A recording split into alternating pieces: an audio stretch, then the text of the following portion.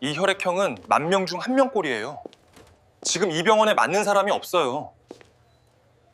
대한민국 굴지의 기업을 이끄는 회장이 응급실 바닥에 쓰러진 날 밤, 단 한 명의 배달기사가 그 문을 열고 들어왔습니다. 월세가 석 달째 밀린 반지하 원룸, 23년을 혼자 버텨온 23살. 팔을 내밀었고 혈액형이 일치했어요. 회장은 살았습니다. 그런데 검사 결과지를 받아든 의사가 말했어요. 모자 관계 일치율 99.97%. 23년 전 병원 앞에 혼자 앉아 있던 아이. 23년 뒤 같은 병원 응급실 문을 열고 들어온 청년. 서로를 알아보지 못한 채 이어진 이 인연의 끝에서 과연 무엇이 기다리고 있을까요? 오늘 이야기 시작하기 전에 구독과 좋아요를 눌러주세요. 그럼 이야기 시작하겠습니다. 서진우는 새벽 5시 반에 눈을 떴습니다.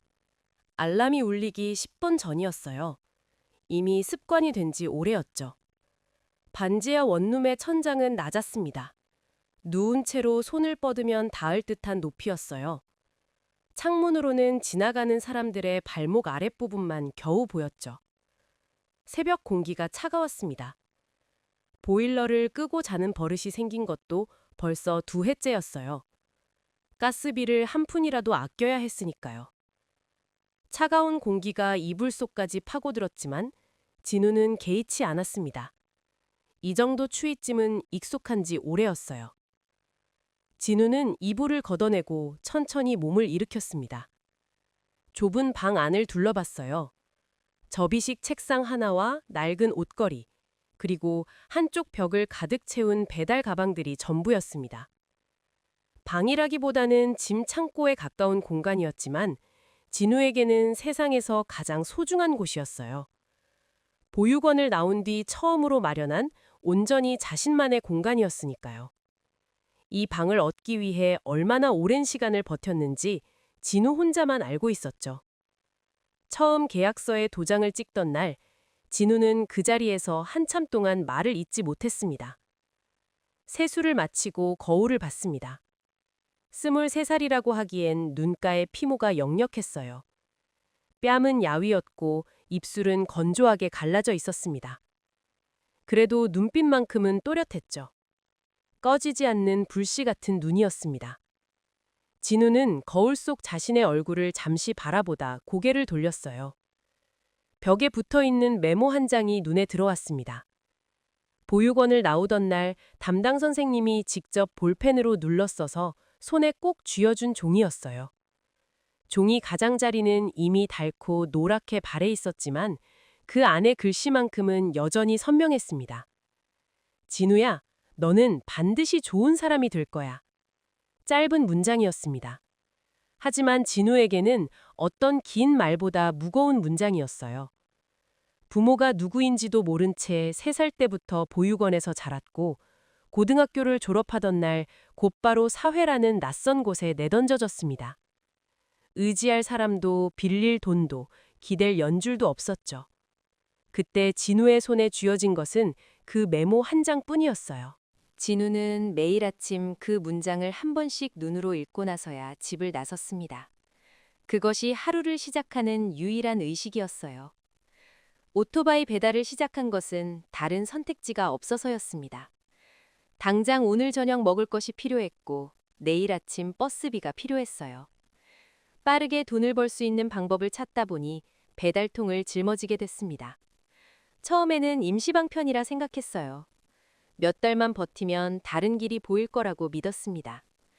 그런데 몇 달이 1년이 되고 1년이 2해를 훌쩍 넘어가고 있었죠. 진우는 이를 악물고 배달 일에 매달렸습니다. 새벽 6시에 첫 콜을 받고 밤 11시가 넘어야 집으로 돌아오는 날이 부지기수였어요. 폭우가 쏟아지는 날도 한파가 몰아치는 날도 진우는 오토바이를 세워둔 적이 없었습니다. 비 맞은 배달 가방을 수건으로 닦으며 다음 콜을 기다리는 것이 어느새 일상이 됐죠. 등급을 올려야 콜이 더 들어왔고 콜이 많아야 수입이 늘었으니까요. 몸이 버텨주는 한 멈출 생각이 없었습니다. 운동화 끈을 단단히 묶었습니다. 왼쪽 신발 앞코가 닳아 바닥이 보일 지경이었어요. 새로 살 여유는 아직 없었습니다. 이번 달 월세가 밀려 있는 데다 오토바이 타이어도 교체해야 했거든요. 우선순위를 정하면 신발은 맨 마지막이었어요. 발가락이 찔릴 때까지는 더 버틸 수 있었으니까요. 진우는 두 발로 바닥을 탁탁 굴러보며 오늘 하루도 괜찮을 거라 스스로를 다독였습니다. 현관문을 열고 나서면 바로 좁은 골목이 나왔습니다. 아직 어두운 하늘 아래 가로등 불빛만 길을 밝히고 있었어요. 진우는 세워둔 오토바이 옆에 쪼그려 앉아 타이어 공기압을 손으로 눌러 확인했습니다. 어제 오후부터 왼쪽이 조금 이상한 느낌이 들었거든요. 역시나 공기가 살짝 빠져 있었습니다. 당장 위험한 수준은 아니었지만 오늘 하루 버티면 내일 아침 일찍 정비소에 들러야 했어요. 또 돈이 나갈 곳이 생긴 셈이었지만 진우는 한숨 한 번으로 끝냈습니다. 배달 앱을 켰습니다. 첫 번째 콜이 이미 들어와 있었어요. 강남구 쪽 카페에서 음료 배달건이었습니다. 진우는 헬멧을 쓰고 시동을 걸었습니다. 차가운 엔진 소리가 조용한 새벽 골목을 채웠어요. 배달을 시작하면 생각이 단순해졌습니다. 어디로 가야 하는지, 몇 시까지 도착해야 하는지, 그것만 머릿속에 남았어요. 복잡한 감정들은 오토바이 바람에 날아가 버렸습니다. 부모님이 왜 자신을 버렸는지, 앞으로 어떻게 살아야 하는지 같은 무거운 질문들은 페달을 밟는 순간만큼은 멈췄어요. 그래서 진우는 달리는 것이 좋았습니다. 속도가 붙을수록 머릿속이 비워지는 기분이었거든요. 오전 내내 콜이 끊이지 않았습니다. 밥 먹을 틈도 제대로 없었어요. 편의점 앞에 잠깐 오토바이를 세우고 삼각김밥 하나를 집어들었습니다. 계산하고 나니 주머니 속 잔돈이 몇 개 남지 않았죠. 진우는 별 생각 없이 삼각김밥을 베어 물며 다음 콜을 확인했어요. 그때까지만 해도 오늘이 다른 날과 다를 거라고는 전혀 생각하지 못했습니다. 수백 번도 더 달렸을 강남구 도로를 여느 때처럼 달리고 있었을 뿐이었어요. 그런데 논현동의 대형 병원 건물 옆 편의점 배달건을 완료하고 오토바이를 세우려는 순간이었습니다. 응급실 방향에서 분주하게 오가는 발걸음 소리가 들려왔어요. 그쪽으로 시선이 갔습니다. 설명할 수 없는 감각이었어요. 그냥 시동을 걸고 떠나면 됐는데 진우의 발이 그 자리에서 멈췄습니다. 가슴 한가운데가 조여드는 묘한 느낌이었어요. 진우는 헬멧을 벗고 응급실 출입구 방향을 바라봤습니다. 검은 정장을 입은 사람들이 다급하게 오가고 있었어요. 간호사 2명이 서로 낮은 목소리로 무언가를 주고받는 소리가 바람결에 흘러왔습니다.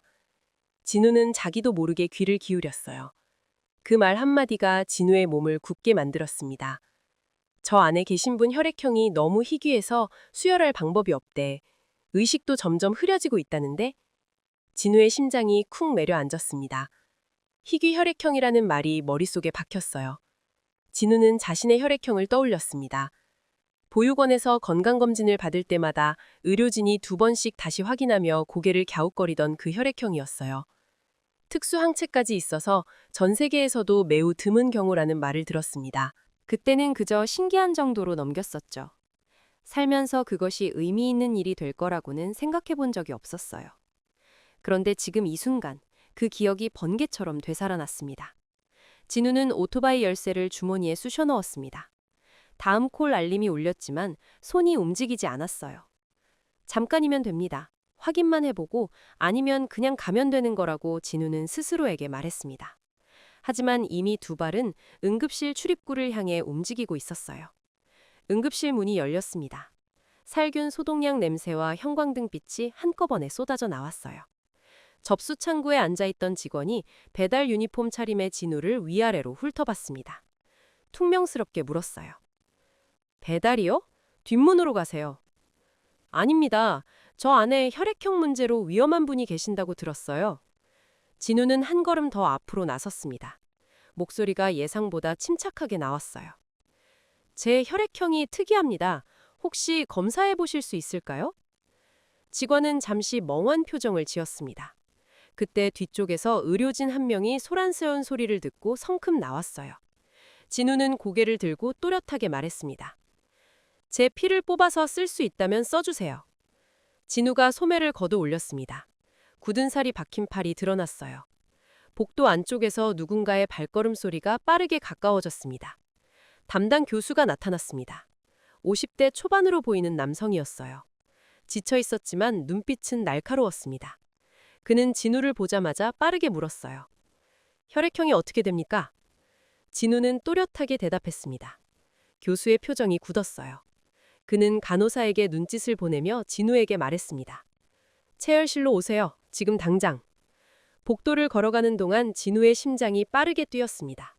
자신이 지금 무슨 일을 하고 있는 건지 정확히 이해하고 있었어요. 모르는 사람을 위해 피를 내어주겠다고 자처하고 있는 것이었습니다. 그런데도 발걸음을 멈추고 싶지 않았어요. 배달앱 알림이 또 울렸습니다. 진우는 앱을 종료했습니다.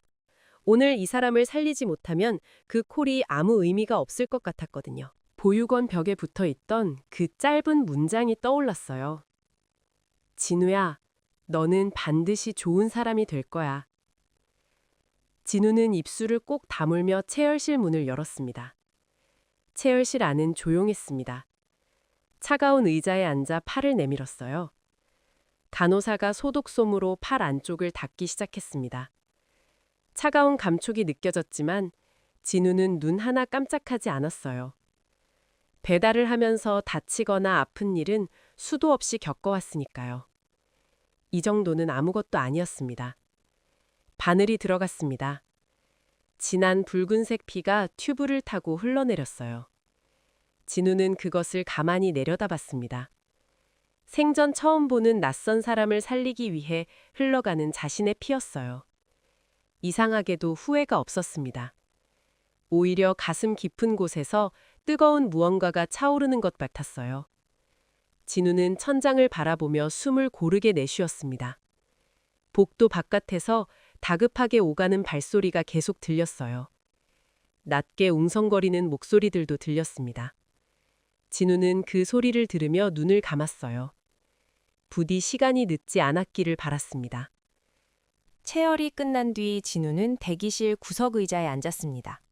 배달 유니폼 차림의 청년이 병원 복도에 앉아 있으니 지나치는 사람마다 한 번씩 시선을 줬어요. 진우는 신경 쓰지 않았습니다. 무릎 위에 헬멧을 올려놓고 복도 저 끝을 바라보며 기다렸어요.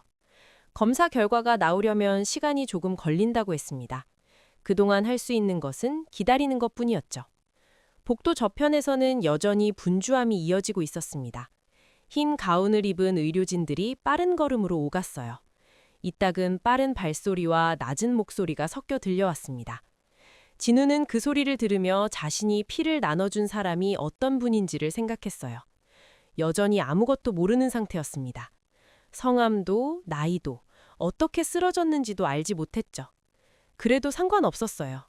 그분이 살아나면 그걸로 충분했습니다. 대기실 맞은편 소파에는 검은 정장을 입은 사람들이 여럿 앉았었습니다.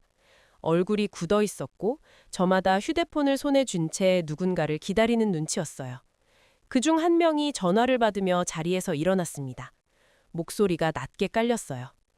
아직 결과 안 나왔습니다. 회장님 상태는 안정되지 않았고요.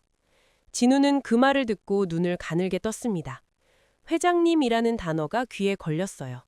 어떤 회사의 회장인지는 알 수 없었지만 저 많은 사람이 긴장한 얼굴로 대기하고 있다는 것만으로도 보통 분이 아니라는 건 짐작할 수 있었습니다. 진우는 고개를 숙이고 손바닥을 내려다봤습니다. 체열한 자리에 붙어있는 솜 위에 반창고가 붙어 있었어요. 시간이 지날수록 팔 안쪽이 조금씩 뻐근해졌습니다. 하지만 불편함보다는 이상한 평온함이 더 크게 느껴졌어요. 진우는 그 느낌이 뭔지 정확하게 설명할 수 없었지만 적어도 후회는 아니었습니다. 그때 복도 끝에서 담당 교수가 걸어오는 모습이 보였어요.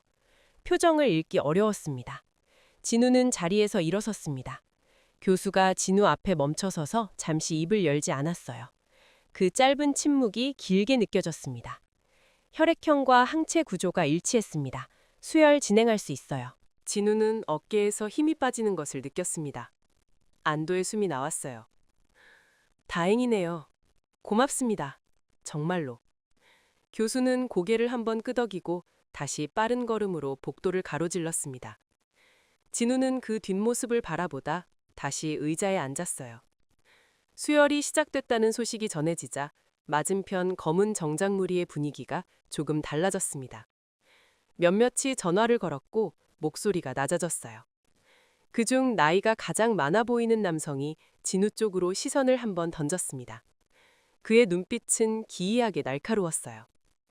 1시간쯤 지났을까요? 수술실 붉은 등이 꺼졌습니다. 의료진이 나오며 보호자 측에 무언가를 설명했어요. 진우는 그 자리에서 일어나 가방을 챙겼습니다. 자신의 역할은 다 한 것 같았거든요. 이제 나가면 됐습니다. 막 출입문을 향해 걸음을 옮기던 순간이었습니다. 잠깐요. 낮고 단호한 목소리가 등 뒤에서 들렸어요. 진우가 돌아봤습니다. 아까 시선을 던졌던 나이든 남성이 다가오고 있었어요. 그의 옆에는 젊은 남성이 하나 더 따라붙고 있었습니다. 얼굴이 굳어 있었죠. 수혈에 쓴 혈액이 당신 것이요?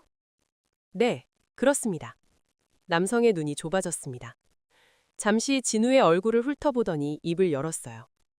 목적이 뭐여? 진우는 그 말의 의미를 알아챘습니다. 의심하는 눈빛이었어요. 목적은 없습니다. 제 혈액형이 희귀한 편이라 맞을 수도 있겠다 싶어서 들어온 거예요. 그걸 어떻게 알고 들어온 거요? 우리가 혈액형 공개한 적 없는데. 응급실 앞에서 간호사분들이 나누는 말을 우연히 들었어요. 희귀 혈액형이라는 것만 들었습니다. 남성은 대답하지 않았습니다. 진우의 말을 믿는 건지 믿지 않는 건지 알 수 없는 표정이었어요. 옆에 있던 젊은 남성이 팔짱을 끼며 끼어들었습니다. 이름이랑 연락처 남기고 가세요. 향후 이상한 일이 생기면 연락드려야 하니까. 진우는 잠깐 멈췄다가 고개를 끄덕였습니다. 이름과 번호를 말해줬어요. 비서처럼 보이는 사람이 받아 적는 소리가 났습니다. 가셔도 됩니다. 차갑게 끝난 말이었습니다. 진우는 고개를 한번 숙이고 돌아섰어요. 병원 자동문이 열렸습니다. 바깥 공기가 밀려 들어왔어요. 주차장 한쪽에 세워둔 오토바이 앞에 섰습니다. 배달 앱을 다시 켰어요. 오프라인으로 바꿔둔 사이 여러 개의 콜이 지나가 있었습니다. 수입이 그만큼 줄어든 셈이었죠. 그래도 이상하게 속이 가볍고 개운했습니다. 진우는 헬멧을 쓰고 시동을 걸었어요. 오토바이가 부드럽게 출발했습니다. 그날 저녁 진우는 반지하 원룸으로 돌아왔습니다. 몸은 평소보다 조금 더 피곤했어요. 체열을 했으니 당연한 일이었죠. 편의점에서 포카리 한 병을 사서 천천히 마셨습니다. 달큰하고 차가운 음료가 목을 타고 내려갔어요. 벽에 붙어있는 메모를 바라봤습니다. 선생님의 글씨가 오늘따라 유독 선명하게 보였어요. 진우는 조용히 웃었습니다. 작은 미소였지만 오늘 하루 중 가장 진심 어린 표정이었어요. 그리고 잠자리에 들었습니다. 다음 날도 새벽 5시 반이면 눈을 떠야 했으니까요. 그런데 진우가 잠이 든 뒤 멀리 떨어진 병원 VIP 병동에서는 또 다른 일이 벌어지고 있었습니다. 의식을 회복한 환자가 눈을 뜨자마자 입을 열었어요. 목소리가 가늘었지만 눈빛은 또렷했습니다. 나를 살린 사람, 찾아. 담당 교수가 병실로 들어왔습니다. 침대 옆에 서서 환자의 상태를 확인하더니 조심스럽게 입을 열었어요. 회장님, 오늘은 안정이 필요합니다. 무리하시면 안 됩니다. 오미경은 고개를 돌리지 않은 채 다시 말했습니다. 그 사람 이름이 뭐야? 교수는 잠깐 망설였어요. 서진우라는 청년입니다. 배달 일을 하는 것 같았습니다. 오미경의 손이 천천히 침대 시트를 쥐었습니다. 배달 일을 하는 23 청년이 자신의 혈액형이 희귀할 수 있다는 것을 알고 응급실로 들어왔다는 사실. 아무런 대가도 요구하지 않고 이름도 남기지 않으려 했다는 것을 교수에게서 전해 들었어요. 오미경의 눈이 천장을 향했습니다. 형광등 빛이 하얗게 쏟아지고 있었어요. 그 빛을 바라보는 오미경의 눈빛이 흔들렸습니다. 무언가를 애써 억누르는 것 같은 표정이었어요. 혈액검사 결과지. 나한테 줘. 회장님, 그것은 내일 확인하셔도. 지금 줘. 교수는 더 이상 말리지 않았습니다. 간호사가 서류를 가져왔어요. 오미경은 떨리는 손으로 검사 결과지를 받아들었습니다. 항체 수치와 혈액 정보가 빼곡하게 적혀 있었어요. 오미경의 시선이 한 줄에서 멈췄습니다. 입술이 굳어졌어요. 교수가 그 옆에서 조용히 말했습니다. 이 항체 구조는 유전적으로 발현되는 것입니다. 가족 간에서도 일치하기 어려운 수치예요. 이런 일치율은 제 경력에서 처음 봤습니다. 오미경은 결과지를 내려놓지 않았습니다. 한동안 그것을 손에 쥔 채 아무 말도 하지 않았어요. 병실 안에 긴 침묵이 흘렀습니다. 교수도 간호사도 그 침묵을 깨지 않았어요. 창밖으로 서울의 밤이 내려다 보였습니다. 빼곡하게 불을 켠 건물들이 끝없이 이어졌어요. 저 아래 어딘가에 서진우라는 청년이 살고 있을 거였습니다. 오늘 자신의 피를 아무 조건 없이 내어주고 이름도 남기지 않고 떠난 그 청년이요. 오미경은 천천히 눈을 감았습니다. 가슴 깊은 곳에서 알 수 없는 감각이 밀려왔어요. 두려움인지 그리움인지 아니면 전혀 다른 무언가인지 알 수 없었습니다. 오미경은 결과지를 가슴 위에 올려놓고 밤을 보냈습니다. 다음 날 아침이 밝았습니다. 진우는 여느 때처럼 새벽에 일어나 오토바이를 몰았어요. 어제 일은 그냥 지나간 일이었습니다. 특별할 것도 되새길 것도 없었어요. 배달앱 등급이 잠깐 떨어진 것이 조금 신경 쓰였지만 이틀만 열심히 뛰면 회복할 수 있는 수준이었습니다. 진우는 서울 시내를 가로질렀어요. 점심시간대가 되자 콜이 쏟아졌습니다.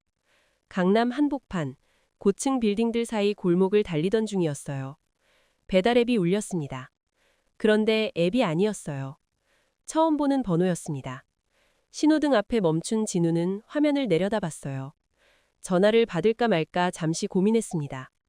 모르는 번호는 웬만하면 받지 않는 편이었어요. 스팸이 많았거든요.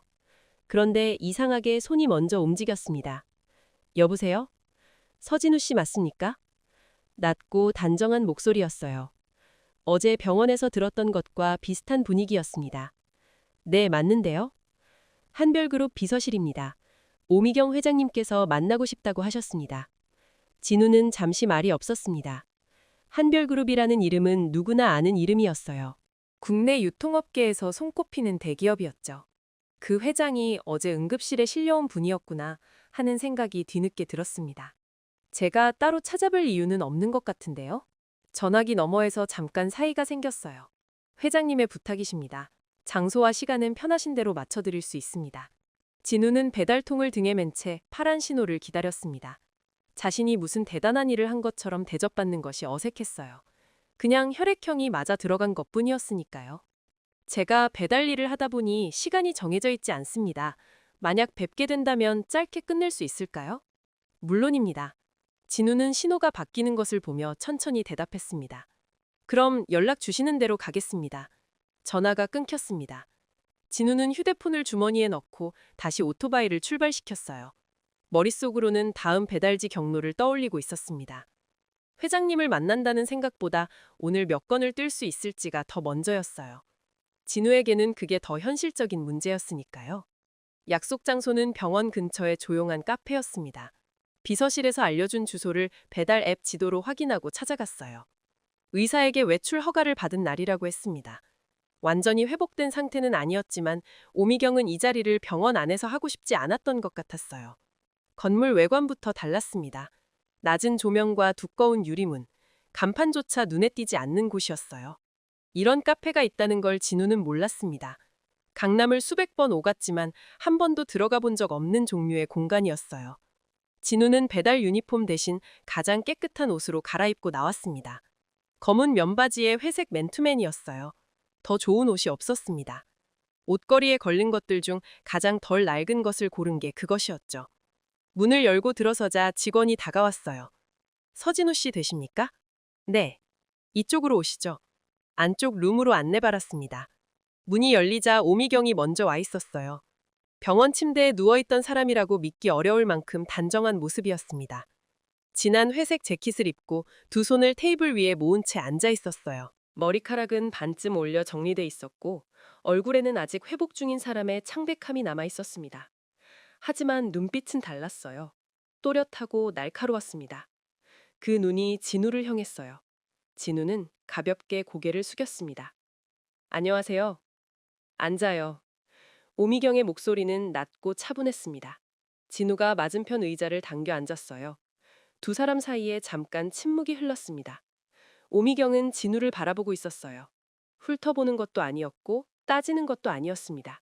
그냥 바라보는 눈이었어요. 묘하게 느껴지는 시선이었죠. 고맙다는 말하려고 불렀어요. 오미경이 먼저 입을 열었습니다. 천만에요. 별것 아니었습니다. 별것이 맞아요. 오미경은 천천히 말을 이었습니다. 의료진 말로는 그날 수혈이 1시간만 더 늦었어도 결과가 달라졌을 거라고 했다고 했습니다. 진우는 그 말을 들으며 손을 무릎 위에 올렸어요. 뭐라고 답해야 할지 몰랐습니다. 얼마나 됐어요, 배달일이? 2회 조금 넘었습니다. 보육원 출신이라고 들었어요. 진우는 살짝 눈을 깜짝였습니다. 이미 신원조회를 해뒀구나 하는 생각이 들었어요. 이 정도 규모의 그룹이라면 충분히 그럴 수 있다는 것도 알고 있었습니다. 그렇습니다. 혈액형은 어디서 알았어요?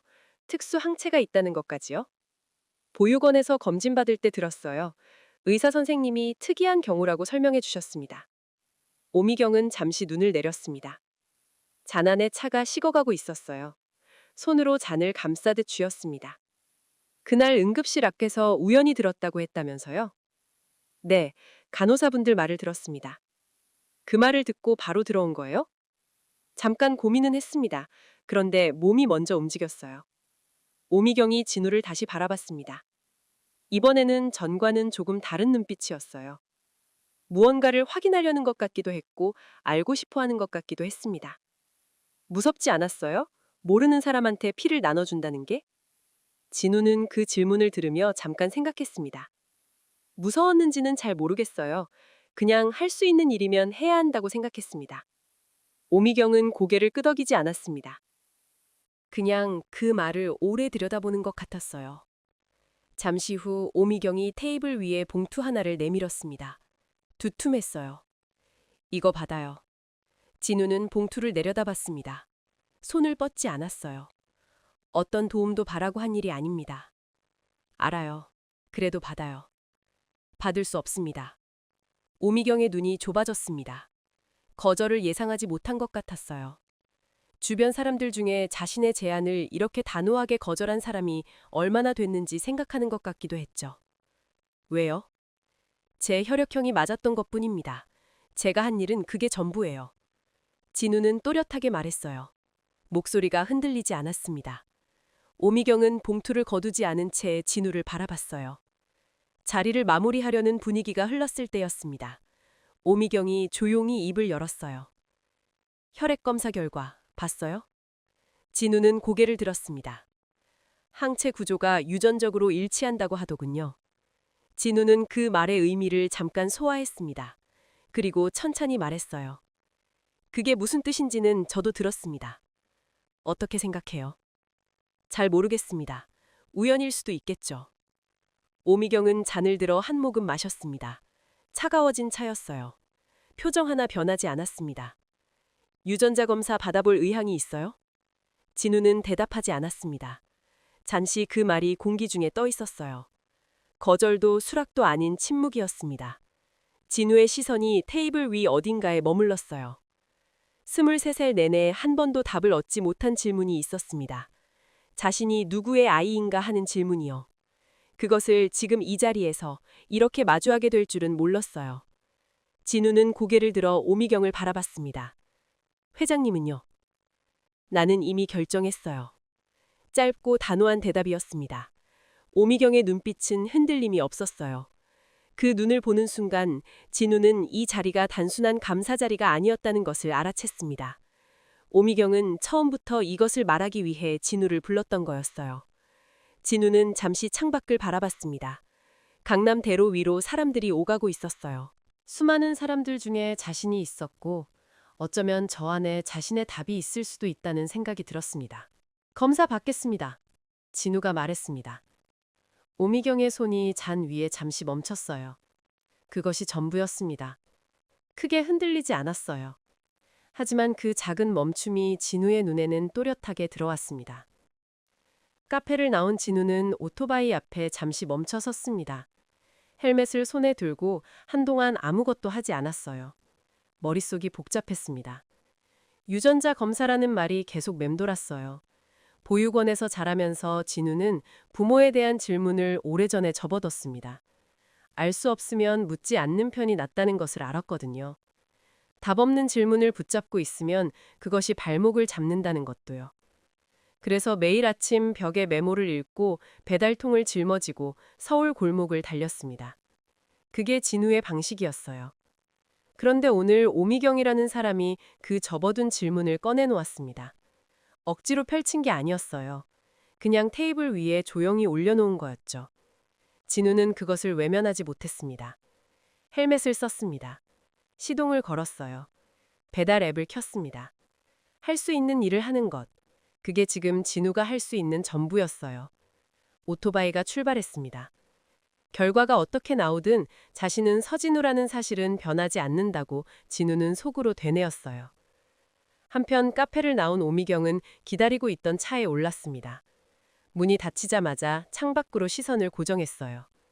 비서가 조심스럽게 물었습니다. 검사 동의하셨습니까? 응. 한 글자 대답이었습니다. 오미경은 창밖을 보며 멀어지는 카페 건물을 눈으로 좇았어요. 23년 전의 기억이 다시 올라왔습니다. 혼자였던 산부인과 병실. 차마 이름도 짓지 못하고 떠나보낸 아이. 그 아이가 살아있다면 지금쯤 몇 살일지, 어디서 어떻게 살고 있을지 가끔 상상하다가도 억눌렀습니다. 생각하면 할수록 견디기 어려웠으니까요. 그런데 배달 유니폼을 입은 23 청년이 응급실로 걸어 들어왔어요. 아무런 대가 없이 팔을 내밀고 눈 하나 깜짝하지 않았습니다. 오미경은 그 장면을 교수에게서 전해 들을 때 잠깐 숨이 멎는 것 같았어요. 차가 강남대로로 빠져나갔습니다. 오미경은 손을 무릎 위에 내려놓았어요. 손가락 끝이 차가웠습니다. 결과가 어떻게 나오든 각오는 돼 있었어요. 하지만 각오가 돼 있다는 것과 두렵지 않다는 것은 다른 말이었습니다. 오미경은 창문에 비친 자신의 얼굴을 잠깐 보다가 눈을 감았습니다. 23년이 걸렸습니다. 그 긴 시간이 지금 이 순간에 와서야 무게를 드러내고 있었어요. 유전자 검사는 빠르게 진행됐습니다. 의뢰를 받은 기관에서 사흘 안에 결과를 내겠다고 했어요. 진우는 그 사흘 동안 아무것도 달라지지 않은 하루를 보냈습니다. 새벽에 일어나 오토바이를 몰고 편의점 삼각김밥으로 끼니를 때우고 밤이 되면 반지하 원룸으로 돌아왔어요. 검사를 받으러 간 날 체열실에서 손을 내밀 때도 진우는 크게 흔들리지 않았습니다. 이미 한 번 해본 일이기도 했고 결과가 어떻게 나오든 자신이 살아온 23년은 변하지 않는다고 생각했거든요. 그런데 밤이 되면 달랐습니다. 잠들기 전 천장을 바라보는 시간이 늘었어요. 벽에 붙어있는 메모를 더 오래 들여다봤습니다. 선생님의 글씨를 보며 진우는 처음으로 그 문장을 조금 다른 방식으로 읽었어요. 반드시 좋은 사람이 될 거야 라는 말이 오늘의 진우에게는 다른 무게로 내려앉았습니다. 사흘째 저녁이었습니다. 배달을 마치고 집으로 돌아오던 중에 전화가 왔어요. 비서실 번호였습니다. 진우는 신호등 앞에 오토바이를 세우고 전화를 받았어요. 서진우 씨, 결과가 나왔습니다. 짧은 말이었습니다. 진우는 대답하지 않고 기다렸어요. 내일 오전에 병원으로 와주실 수 있겠습니까? 회장님께서 직접 전달하고 싶다고 하십니다. 알겠습니다. 전화가 끊겼어요. 신호가 바뀌었습니다. 진우는 헬멧 안에서 천천히 숨을 내쉬었어요. 내일 아침이면 알게 되는 거였습니다. 23설 내내 접어두었던 그 질문의 답을요. 오토바이가 다시 달리기 시작했습니다. 가로등 불빛이 차례로 머리 위를 지나쳤어요. 진우는 눈을 앞으로 고정한 채 집을 향해 달렸습니다. 아무것도 달라지지 않은 서울 밤거리가 진우의 옆을 스쳐 지나갔어요. 병원에 도착한 것은 오전 10시였습니다. 비서가 로비에서 기다리고 있었어요. 진우를 보자마자 안내를 시작했습니다. 엘리베이터를 타고 올라간 곳은 일반 병동이 아니었어요. 복도 자체가 달랐습니다. 카펫이 깔려 있었고 조명이 낮았어요. 사람도 많지 않았습니다. 비서가 복도 끝 방문 앞에서 멈춰 섰어요. 들어가시면 됩니다. 진우가 문을 열었습니다. 병실이라기보다는 작은 거실에 가까운 공간이었어요. 창이 크고 빛이 많이 들어왔습니다. 오미경은 침대가 아닌 창가 소파에 앉아 있었어요. 무릎 위에 서류 봉투 하나가 놓여 있었습니다. 진우가 들어서는 것을 보자 오미경은 소파 옆자리를 눈으로 가리켰어요. 진우는 가서 앉았습니다. 두 사람 사이에 낮은 탁자가 있었어요. 탁자 위에는 아무것도 없었습니다. 오미경은 무릎 위에 봉투를 들어 탁자 위에 내려놓았어요. 손을 거두지 않고 그 위에 얹어뒀습니다. 잠시 창밖을 바라봤어요. 파란 하늘이 유리창 너머로 보였습니다. 진우는 그 봉투를 바라봤습니다. 흰 봉투였어요. 두껍지 않았습니다. 하지만 그 안에 든 것이 무엇인지 진우는 이미 알고 있었어요. 오미경이 입을 열었습니다. 결과 나왔어요. 진우는 고개를 끄덕이지 않았습니다. 그냥 기다렸어요. 모자 관계 일치율 99.97%. 말이 짧았습니다. 담담했어요. 하지만 그 두 줄이 공기 속에 놓이는 순간 병실 안이 달라졌습니다. 진우는 탁자 위에 봉투를 내려다봤어요. 심장이 빠르게 뛰는 것이 느껴졌습니다. 귀 뒤가 뜨거워졌어요. 숨을 한 번 고르게 내쉬었습니다. 그래도 손은 움직이지 않았어요. 확실합니까? 확실해요. 진우는 아무 말도 하지 않았습니다. 해야 할 말이 떠오르지 않았어요. 기쁜 건지 무서운 건지 슬픈 건지도 명확하지 않았습니다. 뭔가 크고 무거운 것이 한꺼번에 쏟아지는 느낌이었어요. 받아낼 그릇이 없는 것 같았습니다. 창밖을 봤어요. 하늘은 여전히 파랬습니다. 아무것도 모른다는 듯이요. 오미경은 진우의 옆모습을 보고 있었습니다. 말을 걸지 않았어요. 기다려주고 있었죠. 진우는 그것을 느꼈습니다. 조급하게 굴지 않는 사람이었어요. 한참이 지났습니다. 진우가 먼저 입을 열었어요. 23년 전에 무슨 일이 있었습니까? 오미경의 손가락이 봉투 위에서 천천히 움직였습니다.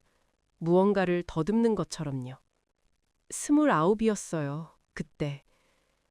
오미경은 창밖을 보며 말했습니다. 목소리는 낮았어요. 혼자였어요. 아무것도 없었죠. 아이를 키울 수 있는 상황이 아니었어요. 진우는 듣고 있었습니다. 병원 앞에 내려놓고 돌아서는데 발이 안 떨어지더군요. 한참을 서 있다가 걸었어요. 돌아보지 않으려고 눈을 앞에만 뒀는데 오미경의 말이 거기서 멈췄습니다. 입술을 가볍게 깨물었어요. 진우는 벽을 바라봤습니다. 보육원 선생님한테 들은 이야기가 있었어요. 병원 앞에서 혼자 있던 아이를 새벽에 발견했다고요. 울지도 않았다고 했습니다. 그냥 앉아 있었다고 했어요. 미워하는 거냐고 물어봐도 돼요?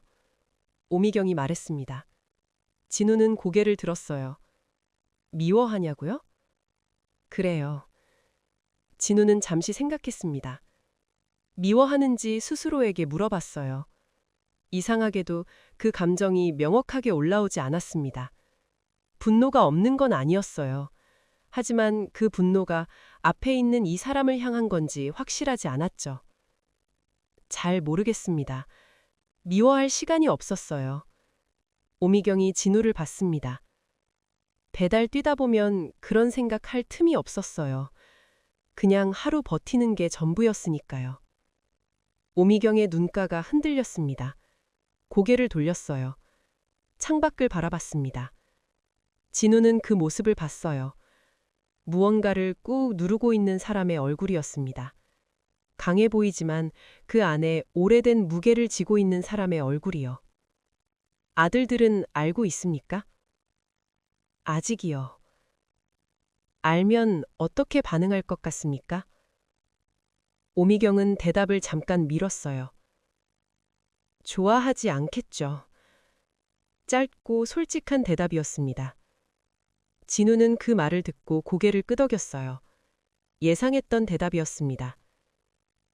저는 아무것도 요구할 생각이 없습니다. 오미경이 진우를 봤어요. 재산이든 자리든 관계든요. 저는 그냥 제 삶을 살면 됩니다. 그건 내가 결정할 일이 아니에요. 아닙니다. 제가 결정할 일이에요.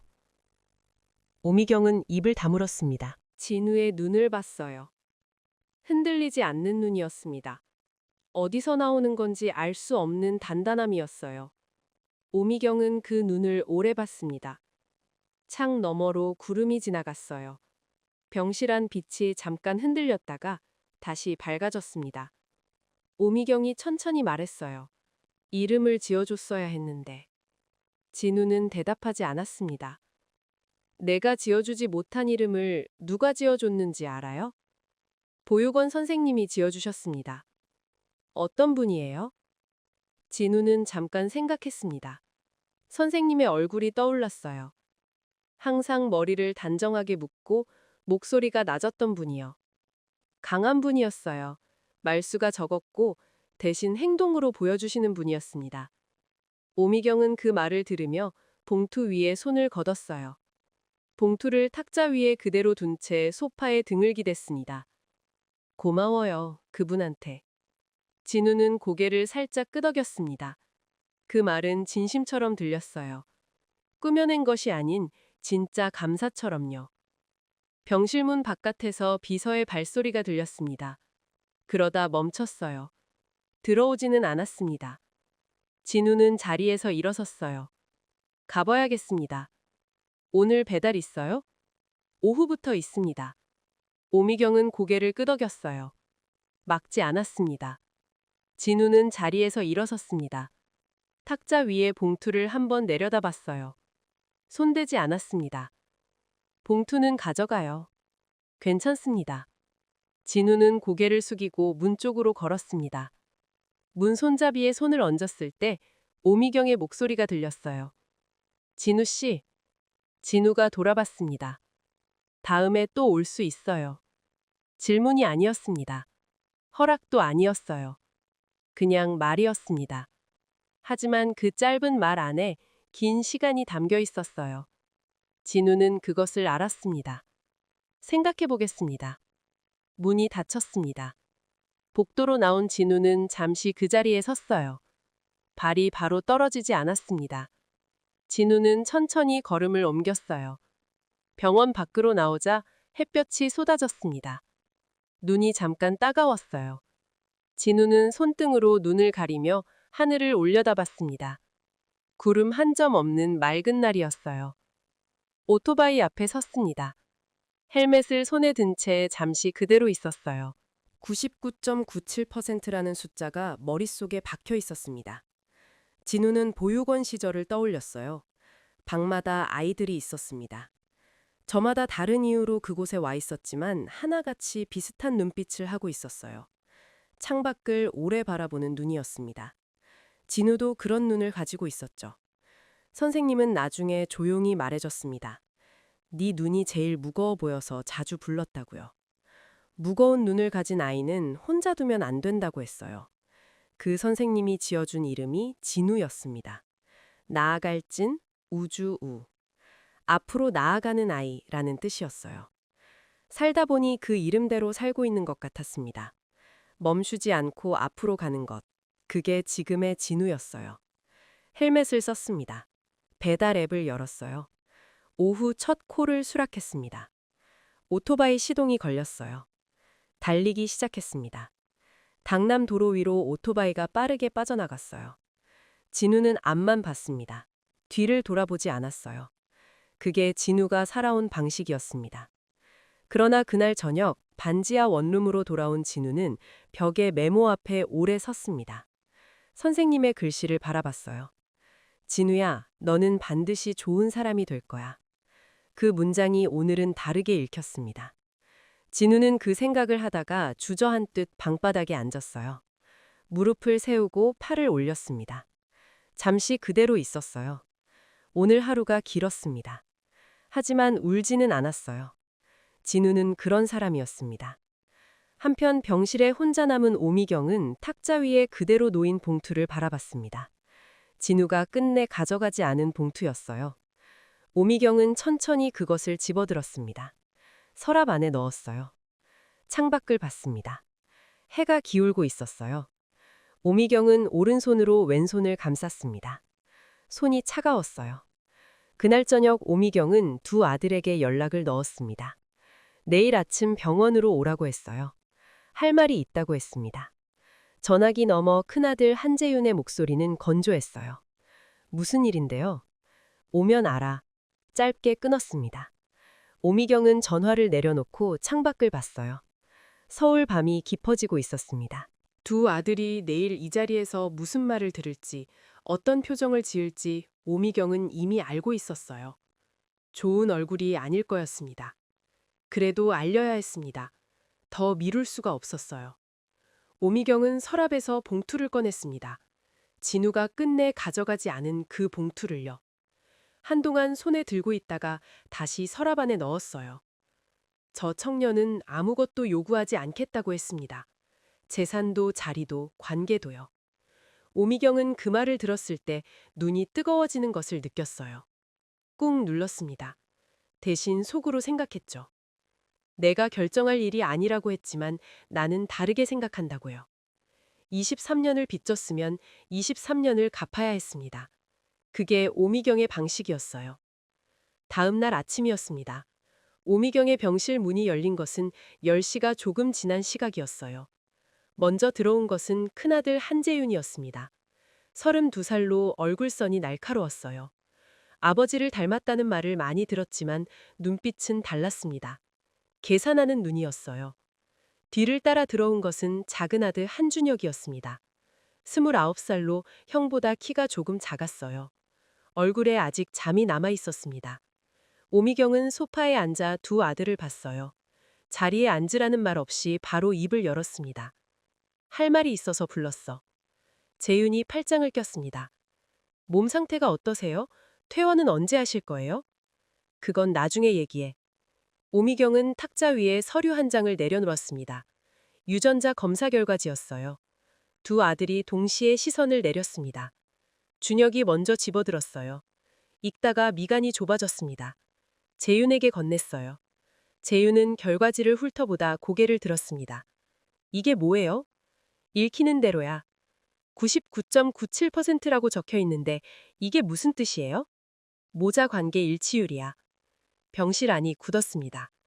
재윤의 손에서 결과지가 내려갔어요. 준혁은 소파 등받이에 기댔다가 다시 앞으로 몸을 당겼습니다. 어머니한테 우리 모르는 자식이 있다는 말이에요? 재윤의 목소리가 낮아졌어요. 23년 전 일이야. 23년 전이요? 그래. 재윤은 한동안 아무 말도 하지 않았습니다. 결과지를 탁자 위에 내려놓았어요. 두 손을 무릎 위에 올리고 바닥을 봤습니다. 준혁이 대신 물었어요. 그 사람이 지금 어디 있어요? 서울에 있어. 배달 일을 하고 있고. 준혁은 입술을 달싹였다가 다물었습니다. 재윤이 고개를 들었어요. 어머니가 먼저 연락한 거예요? 아니면 그쪽에서 접근한 거예요? 이 아이가 나를 살렸어. 두 아들이 동시에 굳었습니다. 응급실에서 수혈한 사람이 이 아이야. 모르고 한 일이었어. 혈액형이 맞아서 들어온 거였고 검사 결과를 보고 나서야 알게 됐어. 재윤의 눈빛이 달라졌어요. 이전보다 복잡한 빛이 들어왔습니다. 재윤은 창밖으로 시선을 돌렸어요. 준혁이 조용히 물었습니다. 그 사람은 알고 있어요? 알고 있어. 유전자 검사도 동의해서 했고. 뭘 원한대요? 오미경이 준혁을 봤습니다. 아무것도 원하지 않는다고 했어. 준혁은 그 말을 소화하는 듯 한동안 입을 열지 않았어요. 재윤은 여전히 창밖을 보고 있었습니다. 아무도 말을 꺼내지 않는 시간이 흘렀어요. 먼저 자리에서 일어난 것은 재윤이었습니다. 생각할 시간이 필요해요. 오미경은 말리지 않았습니다. 재윤이 문을 열고 나갔어요. 준혁은 잠시 더 앉아있다가 일어섰습니다. 나가기 전에 한번 돌아봤어요. 무언가를 말하려다 입을 다물었습니다. 문이 닫혔어요. 오미경은 혼자 남은 병실에서 소파에 기댔습니다. 두 아들의 반응은 예상한 대로였어요. 그보다 더 나쁘지도 더 좋지도 않았습니다. 시간이 필요한 거였어요. 그런데 오미경이 예상하지 못한 일이 그날 오후에 벌어졌습니다. 진우는 그날 오후에도 강남 일대를 달리고 있었습니다. 점심 피크타임이 끝나고 잠깐 한숨 돌리던 참이었어요. 편의점 앞에 오토바이를 세우고 물 한 모금을 마셨습니다. 그때 낯선 번호로 전화가 걸려왔어요. 서진우 씨 맞죠? 목소리가 달랐습니다. 이전에 연락했던 비서실과 달리 젊고 거칠었어요.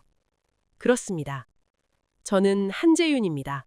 오미경 회장님 아들이에요. 진우는 물병을 천천히 내렸습니다. 안녕하세요. 직접 만나서 얘기하고 싶어요. 시간 되세요?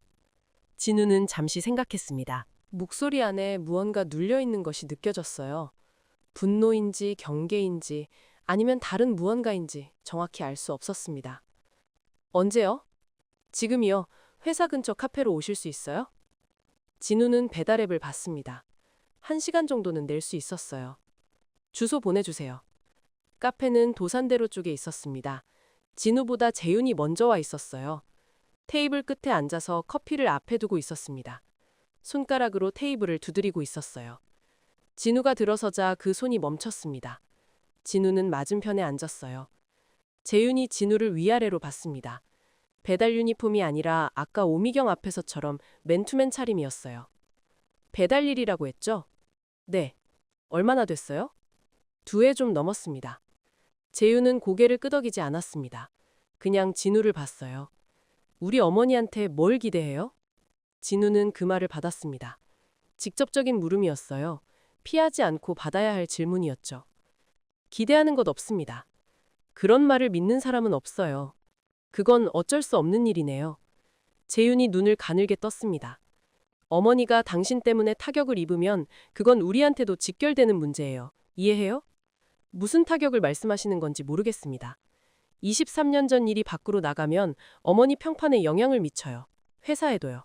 당신이 원하든 원하지 않든요. 진우는 잠시 입을 다물었습니다. 틀린 말은 아니었어요. 그런 측면이 있다는 것은 진우도 알고 있었습니다. 저는 이 일을 밖에 알릴 생각이 없습니다. 지금은 그렇겠죠. 앞으로도요. 재윤은 커피잔을 한 손으로 감쌌습니다. 한동안 탁자를 봤어요. 진우를 다시 봤을 때 눈빛이 조금 달라져 있었습니다. 여전히 경계하는 눈이었지만 처음보다 온도가 낮지는 않았어요. 어머니가 당신한테 빚을 졌다고 생각하는 사람이에요. 그분이 그렇게 느끼신다면 그건 그분 마음이죠. 당신은 어떻게 생각해요? 진우는 잠깐 생각했습니다. 저는 23년을 잘 살았습니다. 힘들었지만 제 삶이었어요.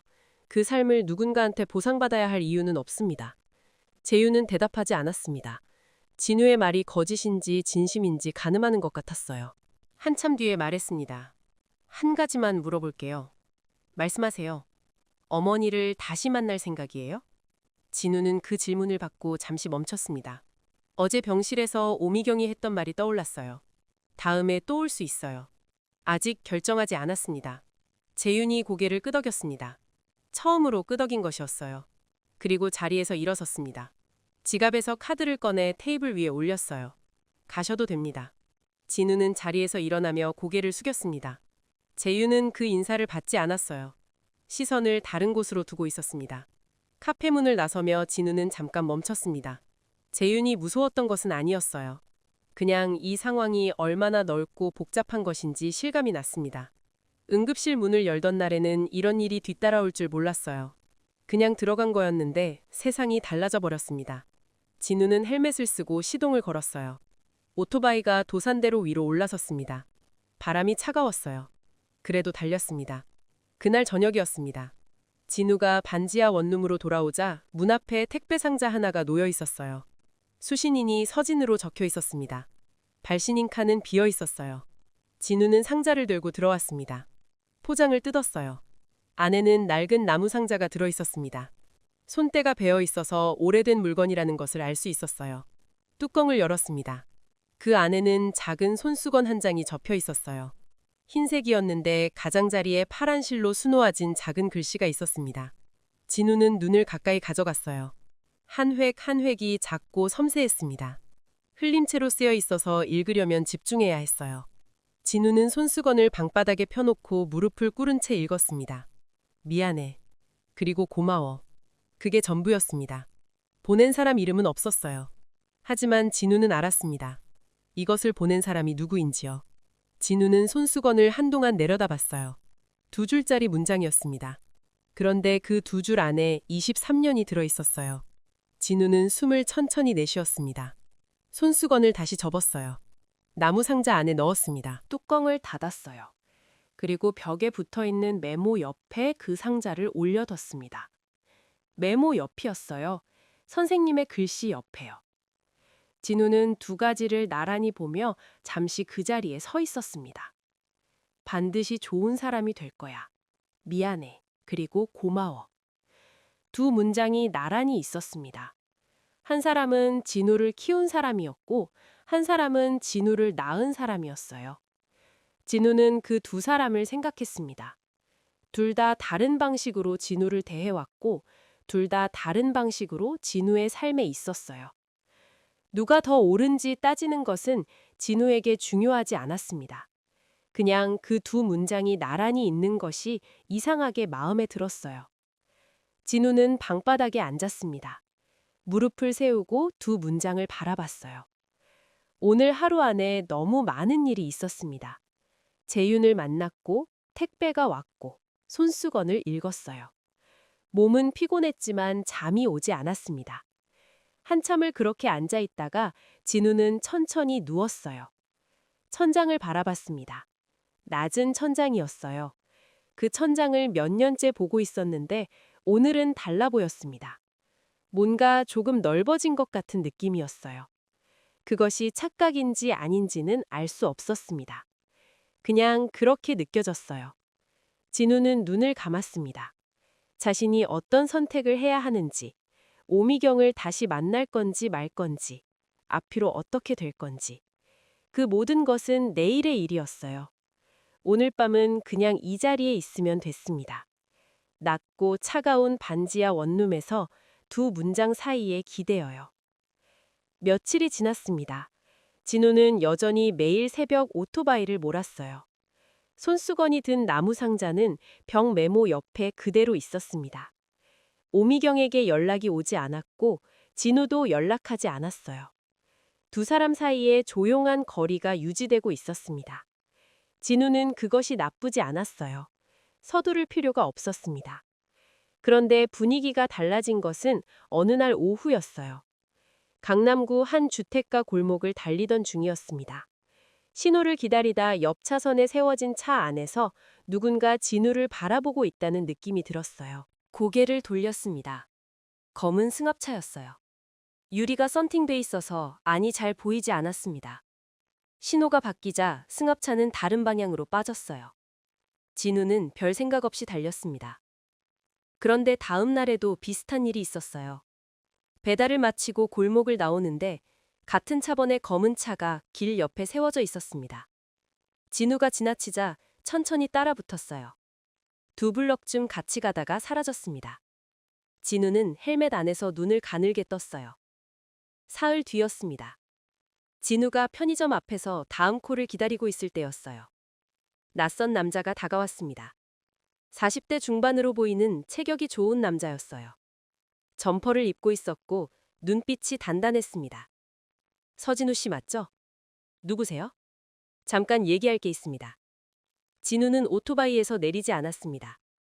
상대를 봤어요. 무슨 얘기요? 남자는 주변을 한번 둘러봤습니다. 그리고 낮은 목소리로 말했어요. 오미경 회장님 관련 건입니다. 당신한테 제안이 있어요. 진우는 손잡이를 쥔 채 움직이지 않았습니다. 저는 제안을 받을 생각이 없습니다. 들어보지도 않고요? 네. 남자가 씩 웃었습니다. 여유 있는 표정이었어요. 그렇게 말씀하실 것 같아서 자료를 가져왔습니다. 남자는 점퍼 안쪽에서 봉투 하나를 꺼냈어요. 진우를 향해 내밀었습니다. 보시고 판단하세요. 진우는 봉투를 받지 않았어요. 저는 오미경 회장님과 관련된 어떤 거래에도 관여할 생각이 없습니다. 이 자리에서 드릴 말씀은 그게 전부예요. 남자의 표정이 조금 굳었습니다. 후회하실 수도 있어요. 그건 제 일이에요. 진우는 시동을 걸었습니다. 남자는 한 발 물러섰어요. 진우가 출발했습니다. 백미러로 남자가 봉투를 다시 점퍼 안에 넣는 것이 보였어요. 전화를 꺼내드는 것도요. 그날 저녁 진우는 오미경에게 문자를 보냈습니다. 드릴 말씀이 있습니다. 시간이 되실 때 연락 주세요. 짧은 문자였어요. 답장은 20분 뒤에 왔습니다. 내일 오전에 병원으로 와요. 다음 날 아침 병원에 도착했습니다. 오미경은 어제보다 안색이 좋아 보였어요. 소파에 앉아 서류를 보고 있었습니다. 진우가 들어서자 서류를 내려놓았어요. 진우가 자리에 앉았습니다. 남자를 만난 일을 그대로 말했어요. 외모, 목소리, 봉투를 내민 것까지요. 오미경은 듣는 내내 표정을 바꾸지 않았습니다.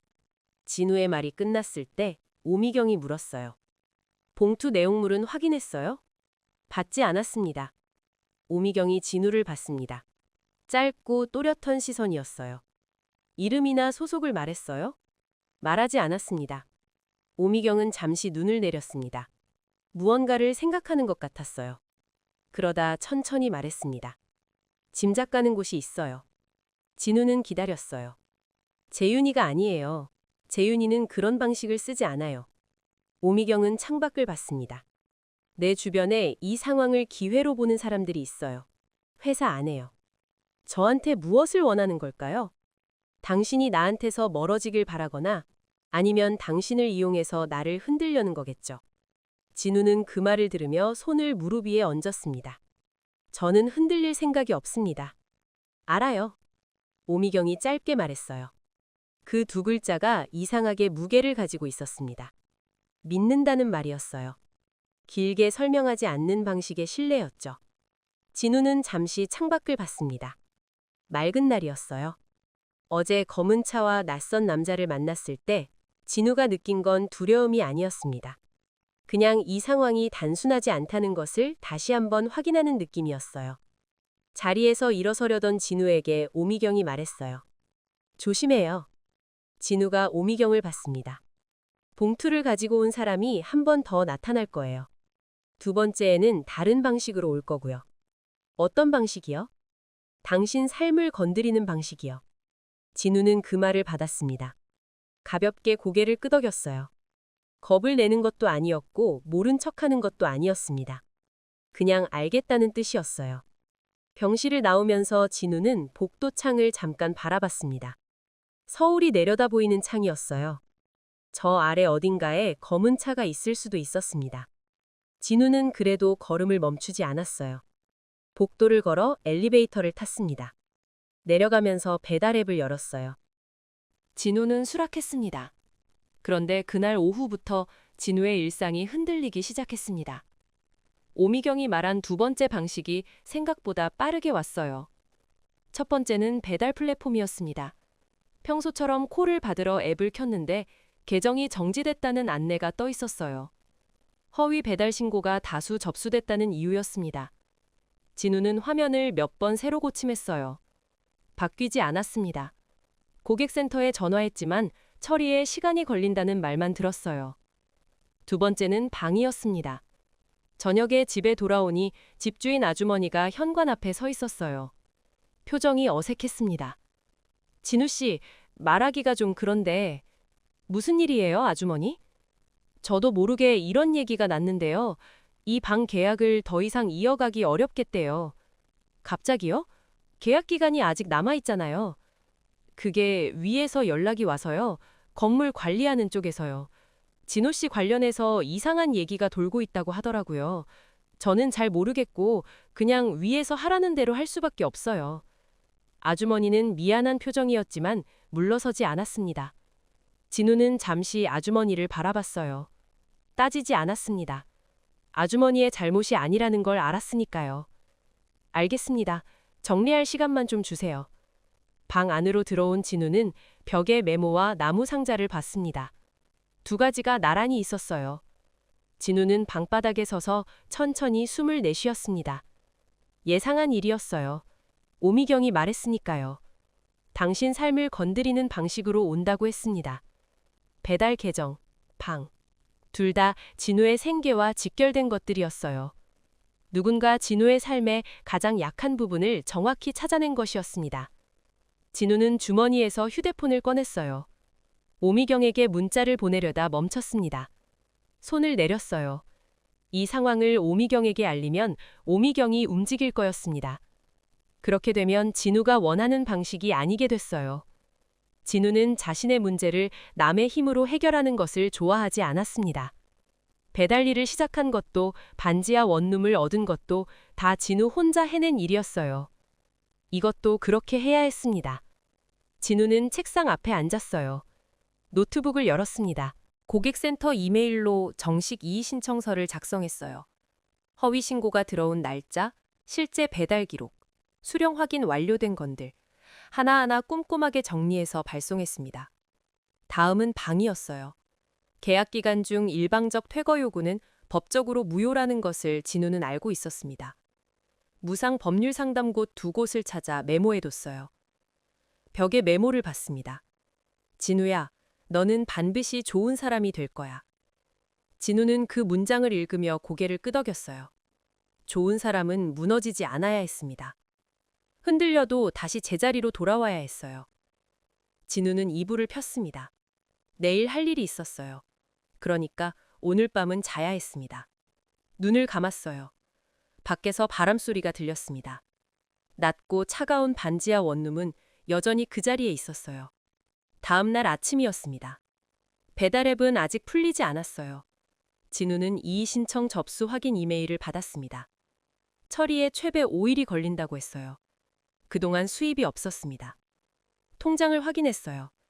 20만 원이 조금 넘게 남아 있었습니다. 식비와 교통비를 아끼면 버틸 수 있는 돈이었어요. 진우는 이를 악물었습니다. 이전에도 더 빠듯한 시절이 있었어요. 보육원을 나와서 처음 서울에 올라왔을 때였습니다. 통장에 3만 원도 없던 때가 있었어요. 그때도 버텼습니다. 지금도 버틸 수 있었어요. 진우는 작은 배달 플랫폼 앱을 열었습니다. 계정을 새로 만들었어요. 등급이 초기화되다 보니 배정되는 콜이 적었습니다. 그래도 없는 것보다는 나았어요. 진우는 헬멧을 쓰고 나갔습니다. 오후가 되자 전화 한 통이 걸려왔습니다. 한재윤이었어요. 어디 있어요? 배달 중입니다. 잠깐 침묵이 있었습니다.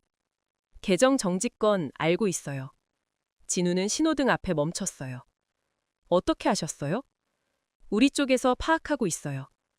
누가 신고를 넣었는지도요. 진우는 손잡이를 쥔 채 대답하지 않았습니다. 어머니한테는 말했어요? 아직이요. 말하지 마세요. 어머니가 직접 움직이면 상황이 커져요. 제가 처리할게요. 진우는 예상하지 못한 말이었어요. 재윤이 도와주겠다는 말은 생각하지 못했습니다. 제 문제는 제가 해결하겠습니다. 자존심 부릴 상황이 아니에요. 이건 당신 개인 문제가 아니라 우리 쪽 문제이기도 해요. 진우는 잠시 생각했습니다. 틀린 말이 아니었어요. 진우를 건드린 것은 결국 오미경을 흔들려는 사람들이었으니까요. 제가 낸 이의 신청만 빨리 처리될 수 있도록 해주시면 충분합니다. 재윤은 잠시 말이 없었어요. 그거면 돼요? 그거면 됩니다. 전화가 끊겼습니다. 신호가 바뀌었어요. 진우는 오토바이를 출발시켰습니다. 이상하게도 마음이 가라앉아 있었어요. 무너지지 않았습니다. 흔들렸지만 넘어지지는 않았어요. 진우는 달렸습니다. 서울 거리가 옆을 스쳐 지나갔어요. 배달 계정이 복구된 것은 사흘 뒤였습니다. 재윤이 말한 대로였어요. 이의 신청 처리가 예상보다 빠르게 됐습니다. 진우는 앱을 켜서 계정 상태를 확인했어요. 정상이라는 글자가 떠 있었습니다. 크게 기뻐하지 않았어요. 당연히 돌아와야 할 것이 돌아온 거였으니까요. 방 문제도 정리됐습니다. 법률 상담을 받고 집주인 아주머니에게 계약서를 근거로 조용히 이야기했어요. 아주머니는 결국 계약을 이어가는 쪽으로 물러섰습니다. 위에서 압박이 들어왔어도 법 앞에서는 어쩔 수 없었던 거였어요. 진우는 그 사실을 오미경에게도 재윤에게도 따로 알리지 않았습니다. 그냥 자신이 처리했어요. 그렇게 일상이 다시 자리를 잡아가는 것 같았습니다. 그런데 진우가 예상하지 못한 곳에서 문제가 생겼어요. 배달을 하다 보면 아파트 단지와 오피스 빌딩을 오갈 일이 많았습니다. 그런 곳에는 경비실이 있었어요. 진우는 몇 년째 같은 루트를 돌았기 때문에 얼굴이 익은 경비원들이 여럿 있었습니다. 그런데 어느 날부터 분위기가 달라졌어요. 한 아파트 단지 경비원이 진우를 보며 수근거렸습니다. 가까이 다가갔을 때 말소리가 들렸어요. 재벌 상속놀이는 배달부라는 말이었습니다. 진우는 멈추지 않고 배달을 마쳤어요. 며칠 뒤에는 다른 곳에서도 비슷한 말이 들렸습니다. 배달 기사들이 쉬는 편의점 앞에서였어요. 진우와 안면이 있는 기사 한 명이 어색한 얼굴로 다가왔습니다. 진우 씨, 요즘 인터넷에 이상한 말 도는 거 알아요? 진우는 캔커피를 마시다가 고개를 들었습니다. 어떤 말이요? 한별그룹 회장 아들이라고 주장하는 배달 기사가 있다고요. 사진도 있던데 진우 씨랑 비슷하게 생긴 사람이었어요. 진우는 캔을 내렸습니다. 제가 그런 말 한 적 없습니다. 알아요. 그냥 알고 있으라고요. 기사는 더 말하지 않고 물러섰습니다. 진우는 편의점 유리에 비친 자신의 얼굴을 잠깐 봤어요. 표정을 관리하고 있었습니다. 속으로는 달랐어요. 누군가 사진까지 동원했다는 것은 단순한 소문이 아니라는 뜻이었습니다. 조직적으로 만들어진 이야기였어요. 그날 저녁, 진우는 방 안에서 직접 검색을 해봤습니다. 몇 개의 익명 커뮤니티에 관련 글이 올라와 있었어요. 내용은 비슷했습니다. 재산을 노리고 대기업 회장에게 접근한 신원불명의 배달부라는 내용이었어요. 글마다 진우가 오미경 병원 근처를 드나드는 사진이 첨부돼 있었습니다. 멀리서 찍은 것들이었어요. 진우가 모르는 사이에 찍힌 사진들이었습니다. 진우는 화면을 닫았습니다. 손이 떨리지는 않았어요. 대신 턱에 힘이 들어갔습니다. 이건 자신만의 문제가 아니었어요. 이 글들이 퍼지면 오미경에게도 영향이 갔습니다. 병원에서 회복 중인 사람에게 이런 소문이 닿으면 어떻게 될지 진우는 생각했어요. 다음 날 아침 진우는 병원으로 향했습니다. 재윤에게 미리 연락하지 않았어요. 오미경에게도 문자를 보내지 않았습니다. 그냥 갔어요. 비서가 진우를 알아보고 안내했습니다. 오미경의 병실 문이 열렸어요. 오미경은 창가에 앉아 서류를 보고 있었습니다. 진우가 들어서자 고개를 들었어요. 연락도 없이 왔네요. 급한 것 같아서요. 진우는 자리에 앉았습니다. 스마트폰을 꺼내 검색한 화면을 오미경에게 내밀었어요. 오미경은 화면을 받아들었습니다. 천천히 읽었어요. 한 게시물, 두 게시물. 읽으면서 표정이 굳어갔습니다. 입술이 얇게 다물렸어요. 화면을 진우에게 돌려줬습니다. 언제부터예요? 며칠 됐습니다. 처음에는 말로만 돌다가 사진이 붙기 시작했어요. 오미경은 잠시 말이 없었습니다. 진우 씨 때문에 온 게 아니죠? 나 때문에 온 거죠? 그렇게 생각합니다. 오미경이 창밖을 봤어요. 이번에는 오래 봤습니다. 진우는 기다렸어요. 힘들었겠어요, 이 며칠 동안. 진우는 대답하지 않았습니다. 힘들었는지 물어보는 말에 뭐라고 답해야 하는지 몰랐어요. 아무것도 요구하지 않겠다고 했던 사람이 이런 꼴을 당하고 있으니 오미경의 목소리가 낮아졌습니다. 자책하는 것처럼 들렸어요. 제가 때문에 당하는 일이 아닙니다. 진우가 말했어요. 그럼요? 저한테 겁을 주려는 사람들 때문에 당하는 일이에요. 그 사람들이 잘못한 거지 회장님이 잘못하신 게 아닙니다. 오미경이 진우를 봤습니다. 잠시 동안 그 눈이 흔들렸어요. 참고 있는 것 같았습니다. 진우는 그 눈을 마주쳤어요. 피하지 않았습니다. 저는 물러설 생각이 없습니다. 진우가 말했어요. 나지막한 목소리였지만 흔들리지 않았습니다. 인터넷에 글이 올라오든 소문이 돌든 저는 제 삶을 살 거예요. 제가 한 일을 부끄럽게 생각하지 않습니다. 응급실에 들어간 것도 검사에 동의한 것도 지금 이 자리에 있는 것도요. 오미경은 아무 말도 하지 않았습니다. 그냥 진우를 보고 있었어요. 그 시선이 달랐습니다. 처음 진우를 봤을 때와는 다른 눈이었어요. 무언가 확인된 사람을 보는 눈이었죠. 창밖에 바람이 불었습니다. 병실 안으로 그 소리가 낮게 들어왔어요. 두 사람은 한동안 말없이 있었습니다. 오미경이 천천히 입을 열었어요. 나도 물러서지 않을 거예요. 진우는 그 말을 들었습니다. 짧은 말이었지만 그 안에 무게가 있었어요. 두 사람이 같은 방향을 보고 있다는 것을 처음으로 확인하는 순간이었습니다. 진우는 자리에서 일어섰어요. 오미경은 잡지 않았습니다. 문 쪽으로 걷다가 진우가 돌아봤어요. 오늘 드린 말씀 한 글자도 빠짐없이 생각한 말입니다. 오미경이 고개를 끄덕였습니다. 문이 닫혔어요.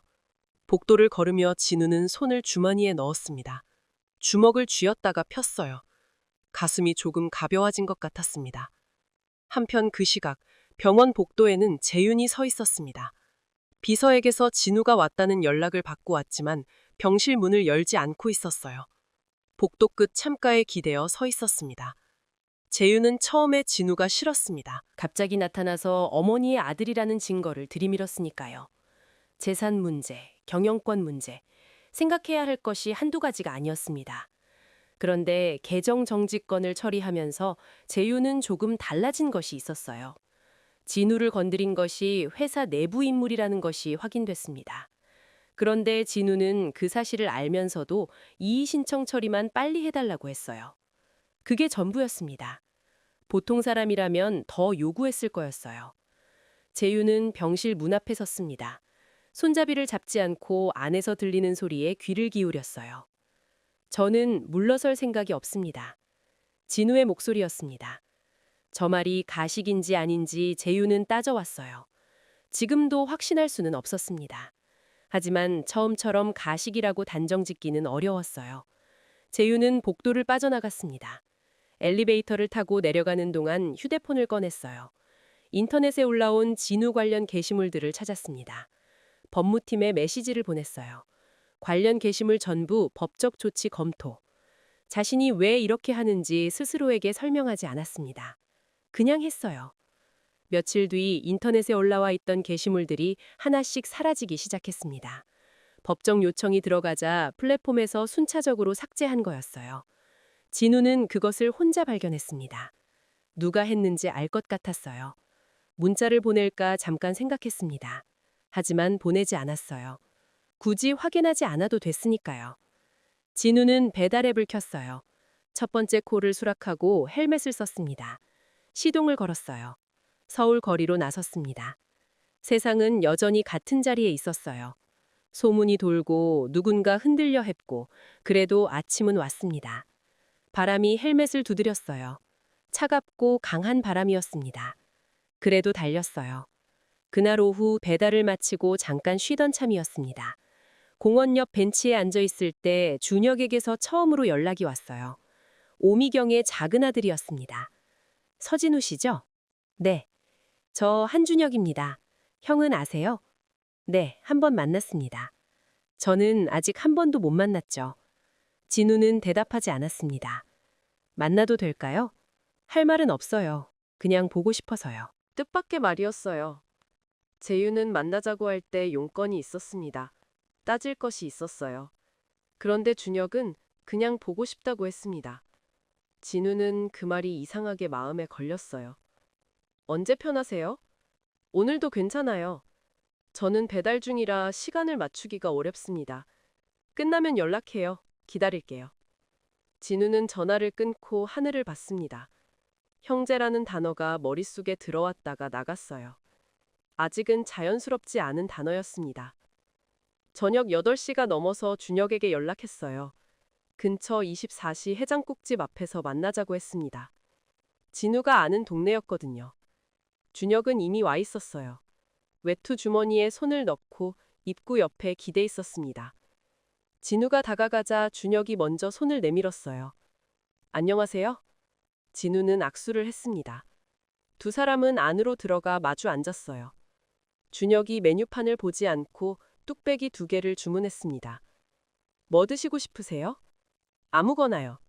그럼 여기 뚝배기가 제일 낫습니다.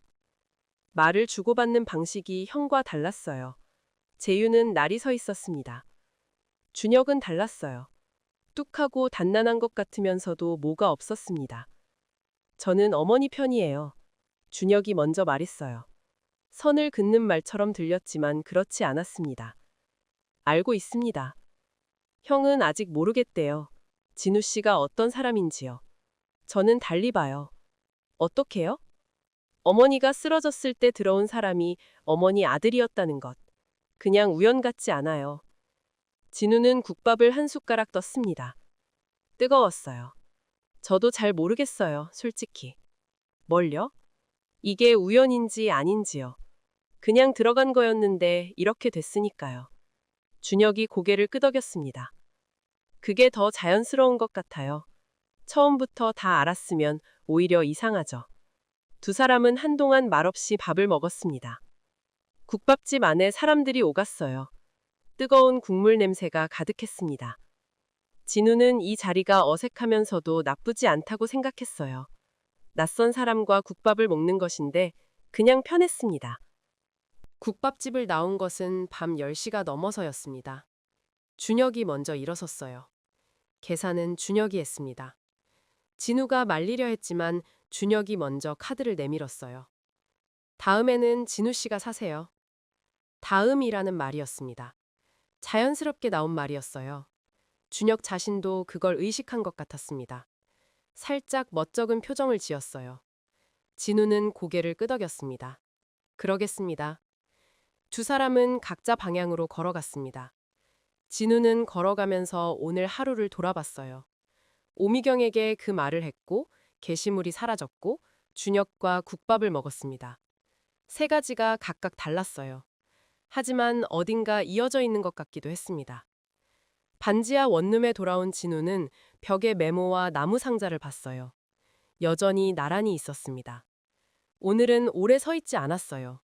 그냥 이불을 펴고 누웠습니다. 천장을 바라봤어요. 몸이 피곤했습니다.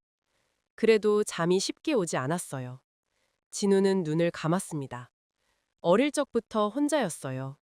보육원에도 아이들이 있었지만 진우는 항상 혼자 있는 것에 익숙했습니다. 그게 불행이라고 생각하지 않았어요. 그냥 자신의 방식이었습니다. 그런데 요즘은 달랐어요. 오미경이 있었고, 재윤이 있었고, 준혁이 있었습니다. 불편한 것도 있었고, 어색한 것도 있었어요. 하지만 텅 비어 있는 것과는 달랐습니다. 뭔가 채워지는 것 같은 느낌이었어요. 그것이 좋은 건지 나쁜 건지 진우는 아직 몰랐습니다. 그냥 느껴졌어요. 잠이 들었습니다. 다음 날이었어요. 배달을 시작하려고 헬멧을 막 쓰려던 참이었습니다. 오미경에게서 전화가 왔어요. 아침 일찍이었습니다. 오늘 시간 돼요? 오전에는 배달이 있습니다. 오후는 비울 수 있어요. 오후에 와요. 할 말이 있어요. 전화가 끊겼습니다. 짧았어요. 무슨 할 말인지 묻지 않았어요. 물어봐도 전화로 말할 뿐이 아닌 것 같았습니다. 오전 배달을 마치고 진우는 병원을 향했어요. 복도가 익숙해졌습니다. 비서와 눈인사를 나누는 것도 자연스러워졌어요. 병실 문을 두드렸습니다. 들어오라는 말이 들렸어요. 문을 열었습니다. 오미경은 이번에는 침대에 앉아 있었어요. 평소보다 더 피곤해 보였습니다. 소파가 아니라 침대에 있다는 것이 그것을 말해줬어요. 진우는 자리에 앉았습니다. 몸 상태가 안 좋으세요? 어제 검사를 좀 했어요.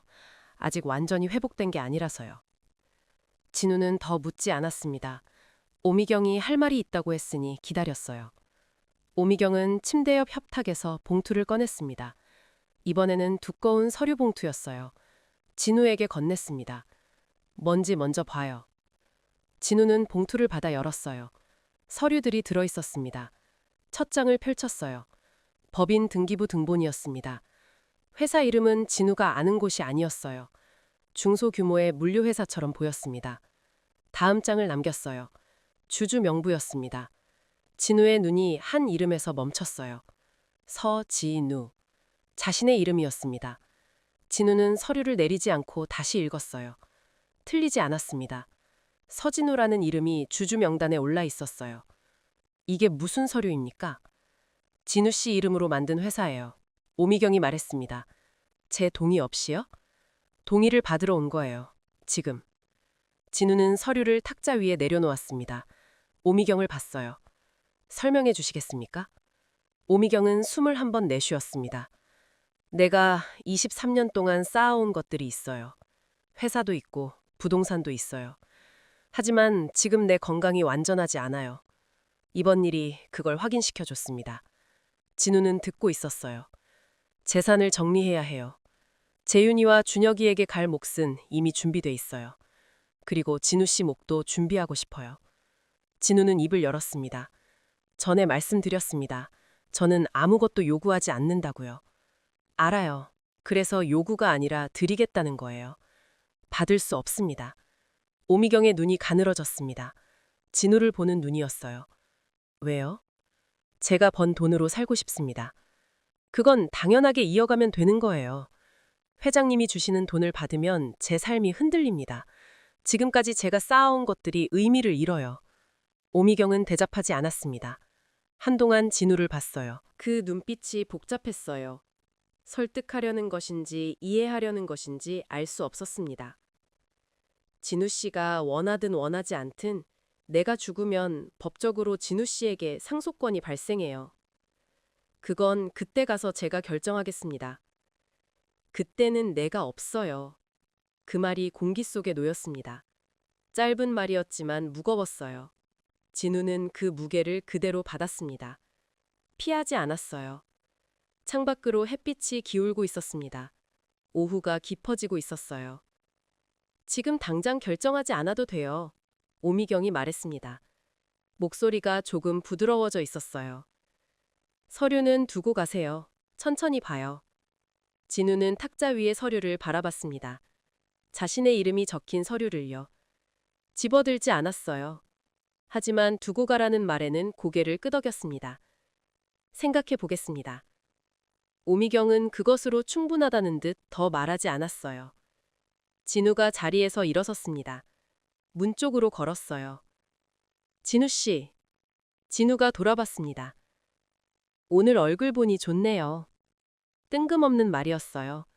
하지만 거짓처럼 들리지 않았습니다. 진우는 잠깐 멈췄어요. 저도요. 짧게 말하고 문을 닫았습니다. 복도로 나온 진우는 천천히 걸었어요. 엘리베이터 앞에 서서 버튼을 눌렀습니다. 문이 열리기를 기다리는 동안 진우는 오른손을 주머니에 넣었어요. 빈 주머니였습니다. 서류를 들고 나오지 않았어요. 그래도 뭔가 들고 나온 것 같은 느낌이었습니다. 엘리베이터 문이 열렸습니다. 진우는 안으로 들어섰어요. 그런데 그날 저녁 예상치 못한 일이 벌어졌습니다.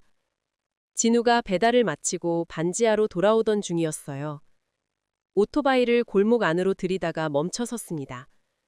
골목 입구에 낯선 차 한 대가 세워져 있었어요. 불이 꺼져 있었습니다. 그냥 세워진 차처럼 보였지만 진우는 지난 며칠 동안 익힌 눈이 생겼어요. 조금 다른 방향으로 돌아서 들어갔습니다.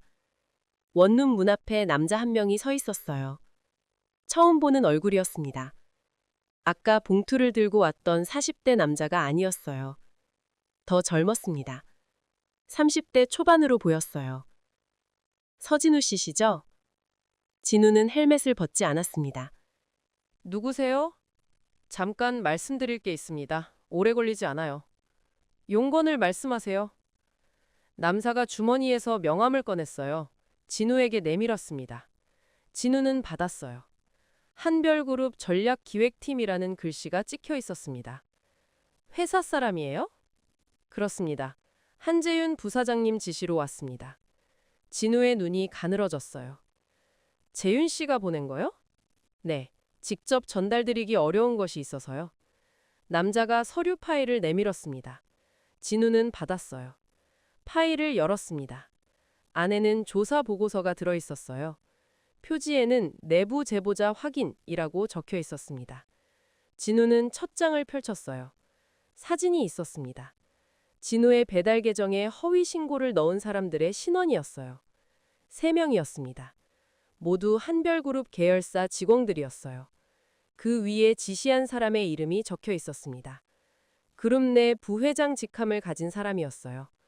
오미경의 오랜 측근이라고 알려진 인물이었습니다. 진우는 이름을 기억해뒀어요.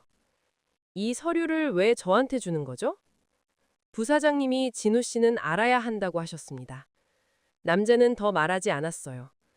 고개를 한번 숙이고 돌아서서 걸어갔습니다. 골목 밖에서 차 시동 소리가 들렸어요. 진우는 파일을 들고 방 안으로 들어갔습니다. 문을 닫았어요. 책상 위에 파일을 펼쳐놓았습니다.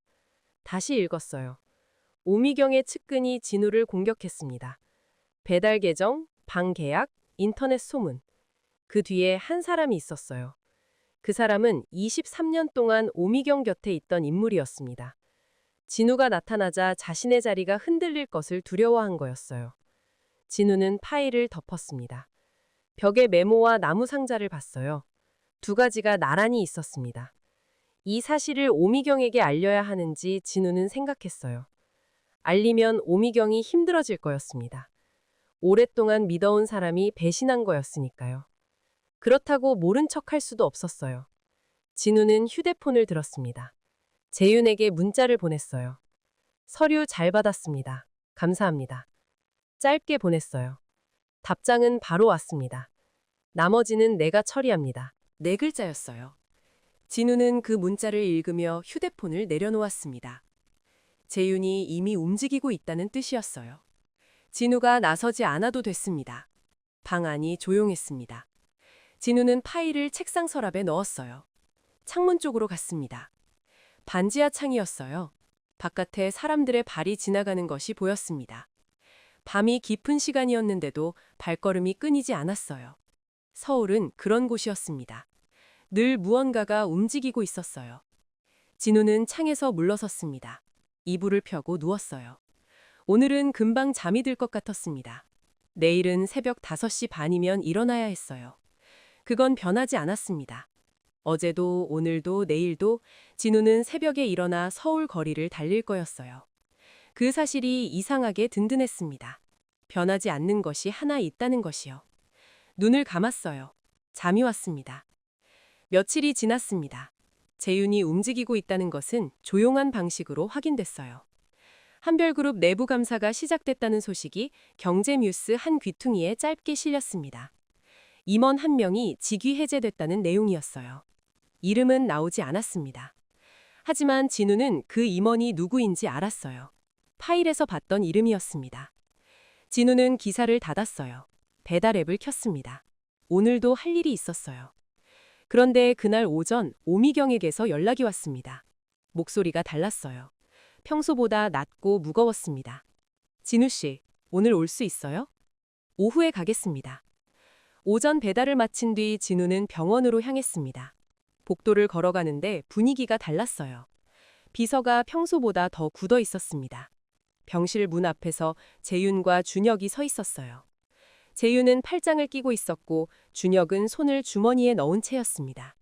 진우가 가까이 가자 재윤이 먼저 말했어요. 어머니가 기다리고 있습니다. 표정이 전과 달랐습니다. 날이 서 있지 않았어요. 무거웠습니다. 진우가 문을 열었어요. 병실 안이 전과 달랐습니다. 창가 소파 대신 오미경은 침대에 누워 있었어요. 몸을 반쯤 일으킨 채였습니다. 안색이 좋지 않았어요. 눈빛은 여전히 또렷했지만 얼굴에 힘이 빠져 있었습니다. 앉아요. 진우는 침대 옆 의자에 앉았습니다.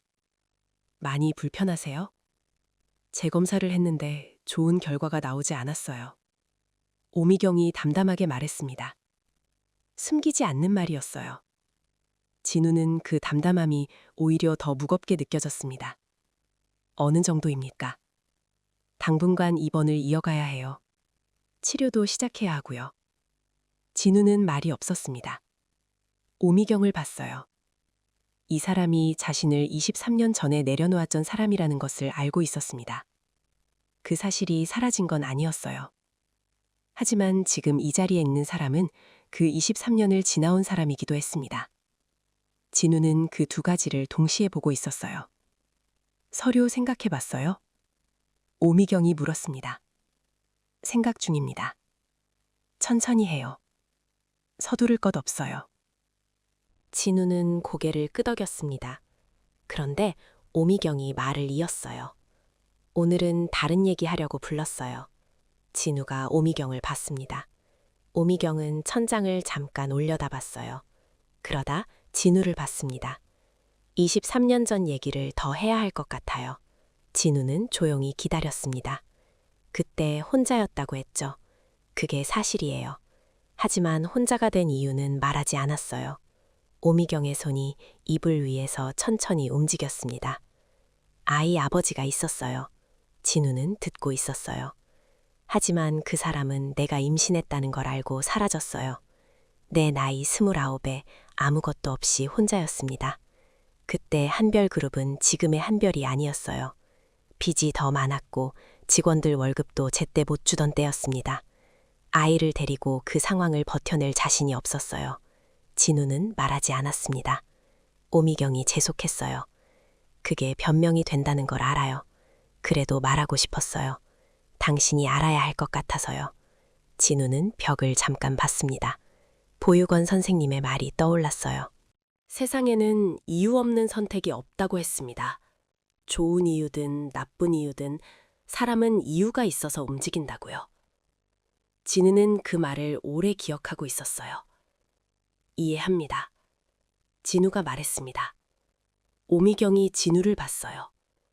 용서한다는 말이 아니에요. 알아요. 이해한다는 말입니다. 오미경은 입을 다물었어요. 눈이 흔들렸습니다. 손등으로 눈가를 눌렀어요. 그 동작이 빠르게 지나갔습니다. 진우는 시선을 잠깐 다른 곳으로 뒀습니다. 그분이 정리되도록요. 창밖으로 오후 햇살이 기울어지고 있었습니다. 병실 안에 그 빛이 비스듬하게 들어왔어요. 진우 씨한테 부탁이 있어요. 오미경이 목소리를 다듬으며 말했습니다. 말씀하세요. 치료 기간 동안 가끔 와줘요. 자주가 아니어도 돼요. 바쁠 때는 안 와도 되고요. 그냥 이따금 얼굴을 보고 싶어요. 진우는 그 말을 받았습니다. 부탁이라는 단어가 어색하게 들렸어요. 이 사람이 부탁을 하는 사람이 아닌 것처럼 보였거든요. 하지만 지금 그 말을 하고 있었습니다. 가겠습니다. 짧게 답했어요. 오미경이 고개를 살짝 끄덕였습니다. 크게 반응하지 않았어요. 하지만 그 끄덕임이 진심이라는 것은 알 수 있었습니다. 진우는 일어섰어요. 문 앞에서 돌아봤습니다. 오미경은 창밖을 보고 있었어요. 기울어지는 빛 속에 앉아 있었습니다. 진우는 그 모습을 잠깐 봤어요. 그리고 문을 닫았습니다. 복도에 재윤과 준혁이 여전히 있었어요. 진우가 나오자 재윤이 진우를 봤습니다. 오래 계시지 않으셨네요. 충분했습니다. 재윤은 더 말하지 않았어요. 준혁이 진우 옆으로 한 발짝 다가섰습니다. 밥은 먹었어요? 아직이요. 그럼 같이 가요. 재윤이 준혁을 봤어요. 뭔가 따지려는 것 같았습니다. 그런데 아무 말도 하지 않았어요. 그냥 앞서 걸었습니다. 세 사람이 복도를 걸었어요. 재윤이 앞에, 진우와 준혁이 뒤에 있었습니다. 아무도 말을 하지 않았어요. 그런데 그 침묵이 불편하지 않았습니다. 어색한 것도 아니었어요. 그냥 걷는 것이었습니다. 셋이서요. 엘리베이터가 내려가는 동안 진우가 진우를 봤어요. 말을 할 것 같았습니다. 그런데 입을 열지 않았어요. 대신 정면을 봤습니다. 진우도 정면을 봤어요. 준혁은 두 사람을 번갈아 봤습니다. 그러다 작게 웃었어요. 엘리베이터가 1층에 멈췄습니다. 문이 열렸어요. 셋이 나란히 걸어 나갔습니다. 병원 근처 식당에서 셋이 밥을 먹었습니다. 준혁이 골랐어요. 뚝배기집이었습니다. 재윤은 된장찌개를 시켰습니다. 준혁은 청국장이었어요. 진우는 된장찌개를 시켰습니다. 음식이 나오는 동안 재윤이 입을 열었어요. 내부 감사 끝났습니다. 진우는 숟가락을 내려놓았어요. 부회장은요? 직위 해제됐어요. 법적 조치는 별도로 진행 중이고요. 어머니는 아세요? 오늘 말씀드렸습니다. 아까요. 진우는 고개를 끄덕였어요. 오미경이 오늘 피곤해 보인 것이 그 때문이기도 했겠구나 하는 생각이 들었습니다. 23년을 함께한 사람이 자신을 배신했다는 것을 알게 된 날이었으니까요. 힘드셨겠네요. 재윤은 대답하지 않았습니다. 된장찌개 뚝배기를 들었어요. 그 짧은 침묵이 대답처럼 느껴졌습니다. 준혁이 끼어들었어요. 형, 진우 씨한테 그 얘기 했어요? 무슨 얘기? 어머니가 처음 쓰러졌을 때 얘기요? 재윤의 눈이 가늘어졌습니다. 준혁을 봤어요. 아직. 해야죠. 진우 씨가 알아야 하는 거잖아요. 재윤은 숟가락을 내렸습니다. 진우를 봤어요. 어머니가 쓰러진 게 처음이 아니에요. 진우는 듣고 있었습니다. 그전에도 한 번 있었어요. 2달 전이요. 그때는 응급실까지 가지 않았어요. 사무실에서 쓰러지셨는데 우리가 바로 발견했거든요. 진우는 손을 무릎 위에 얹었습니다. 그때부터 혈액형 문제가 있다는 걸 알았어요. 수혈이 필요할 수 있다는 것도요. 근데 맞는 혈액이 없었습니다. 병원에서 수소문했는데 못 찾았어요. 재윤이 말을 이었습니다.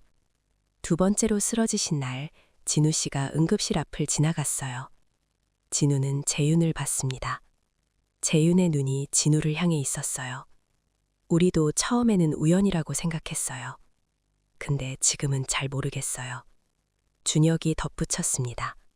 그날 아침에 어머니가 이상한 말씀을 하셨어요. 주무시다 일어나셔서 오늘 중요한 사람을 만날 것 같다고요. 그리고 2시간 뒤에 쓰러지셨습니다. 진우는 그 말을 받았어요. 소름이 돋지는 않았습니다. 그냥 그런 일이 있었구나 하는 느낌이었어요. 설명할 수 없는 것들이 세상에는 있다는 것을 진우는 알고 있었습니다. 저도 그날 이상했어요. 진우가 말했습니다. 뭐가요? 응급실 앞을 왜 그쪽으로 갔는지 모르겠어요. 원래 가던 길이 아니었거든요. 재윤이 진우를 봤습니다. 준혁도 봤어요. 진우는 더 설명하지 않았습니다. 그냥 그랬다는 거였어요. 셋은 한동안 아무 말도 하지 않았습니다. 뚝배기한 찌개가 끓고 있었어요. 보글보글 소리가 났습니다. 그 소리만 들렸어요. 재윤이 먼저 숟가락을 들었습니다. 밥을 먹기 시작했어요. 진우도 숟가락을 들었습니다. 준혁도요. 3사람이 말없이 밥을 먹었어요. 같은 식탁에 앉아서요. 어색하지 않았습니다. 불편하지도 않았어요. 그냥 밥을 먹는 것이었습니다. 진우는 뚝배기 안을 봤습니다. 된장찌개 안에 두부가 들어있었어요. 국물이 끓으면서 두부가 조금 흔들렸어요. 진우는 그걸 보다가 숟가락으로 두부 한 조각을 떴습니다. 입에 넣었어요. 뜨거웠습니다. 그래도 맛있었어요. 식사가 끝났습니다. 재윤이 계산을 했어요. 진우가 말리려 했습니다. 다음에 내세요. 재윤이 말했습니다. 준혁이 했던 말과 같았어요. 진우는 고개를 끄덕였습니다. 식당을 나오자 저녁 공기가 차가웠어요. 3사람이 병원 쪽으로 잠깐 걸었습니다. 재윤이 멈췄어요. 진우 씨. 진우가 재윤을 봤습니다. 처음에 제가 목적이 뭐냐고 물었죠? 기억합니다. 재윤은 잠시 말을 멈췄어요. 그 질문 취소합니다. 짧은 말이었습니다. 하지만 그 말 안에 꽤 긴 시간이 들어있었어요. 재윤이 지난 몇 주 동안 무언가를 지켜봤다는 것이 그 한 문장에 담겨 있었습니다. 진우는 대답하지 않았어요. 고개를 한번 끄덕였습니다. 그것으로 충분했어요. 준혁이 2사람을 보다가 말했습니다. 저는 처음부터 그런 말 안 했거든요. 재윤이 준혁을 흘겨봤어요. 준혁은 모른 척했습니다. 진우는 그 둘을 봤습니다. 그리고 처음으로 그 2사람이 형제라는 것이 자연스럽게 느껴졌어요. 싸우는 방식도 모른 척하는 방식도 형제끼리만 할 수 있는 방식이었습니다. 가볼게요. 진우가 말했습니다. 조심히 가세요. 준혁이 말했어요. 재윤은 말하지 않았습니다. 하지만 돌아서는 진우의 등에 시선을 두고 있었어요. 진우는 느꼈지만 돌아보지 않았습니다. 오토바이 앞에 섰어요. 헬멧을 쓰고 시동을 걸었습니다. 밤 서울이 눈앞에 펼쳐졌어요. 불빛이 가득했습니다. 진우는 그 빛 속으로 들어갔어요. 달렸습니다. 반지하 원룸에 돌아왔을 때 방 안이 조용했어요. 벽에 메모와 나무 상자가 나란히 있었습니다. 진우는 그것을 잠깐 봤어요. 오늘 하루 동안 있었던 일들이 지나갔습니다. 오미경의 말, 재윤의 질문 취소, 준혁의 웃음, 뚝배기 찌개, 진우는 나무 상자를 들었습니다. 뚜껑을 열었어요. 손수건이 그대로 있었습니다. 미안해, 그리고 고마워. 진우는 그 글씨를 읽었어요. 그리고 뚜껑을 닫았습니다. 상자를 다시 메모 옆에 뒀어요. 이불을 폈습니다. 누웠어요. 천장을 바라봤습니다. 오늘은 잠이 올 것 같았어요. 눈을 감았습니다. 치료가 시작된 뒤로 오미경의 병원 일정이 빽빽해졌습니다. 진우는 약속대로 이따금 들렀어요. 매일은 아니었습니다. 배달을 마치고 오후에 시간이 나면 갔어요. 비서와도 인사가 익숙해졌고 복도 끝 병실까지의 길이 발에 익었습니다. 오미경은 치료받는 날은 많이 피곤해했어요. 진우가 가도 오래 앉아있지 않았습니다. 잠깐 이야기하다가 오미경이 눈을 감으면 진우는 일어나서 나왔어요. 조용한 방문이었습니다. 말이 많지 않았어요. 그래도 가는 것을 멈추지 않았습니다. 어느 날 진우가 도착했을 때 재윤이 먼저 와 있었어요. 서류를 들고 오미경과 무언가 이야기하고 있었습니다. 진우가 들어서자 재윤이 잠깐 보고 고개를 끄덕였어요. 이전 같으면 나가라는 눈빛이었을 거였습니다. 지금은 달랐어요. 오미경이 진우에게 손을 들었어요. 잠깐만요 하는 뜻이었습니다. 진우는 문 옆 의자에 앉아서 기다렸어요. 재윤과 오미경은 서류 이야기를 마쳤습니다.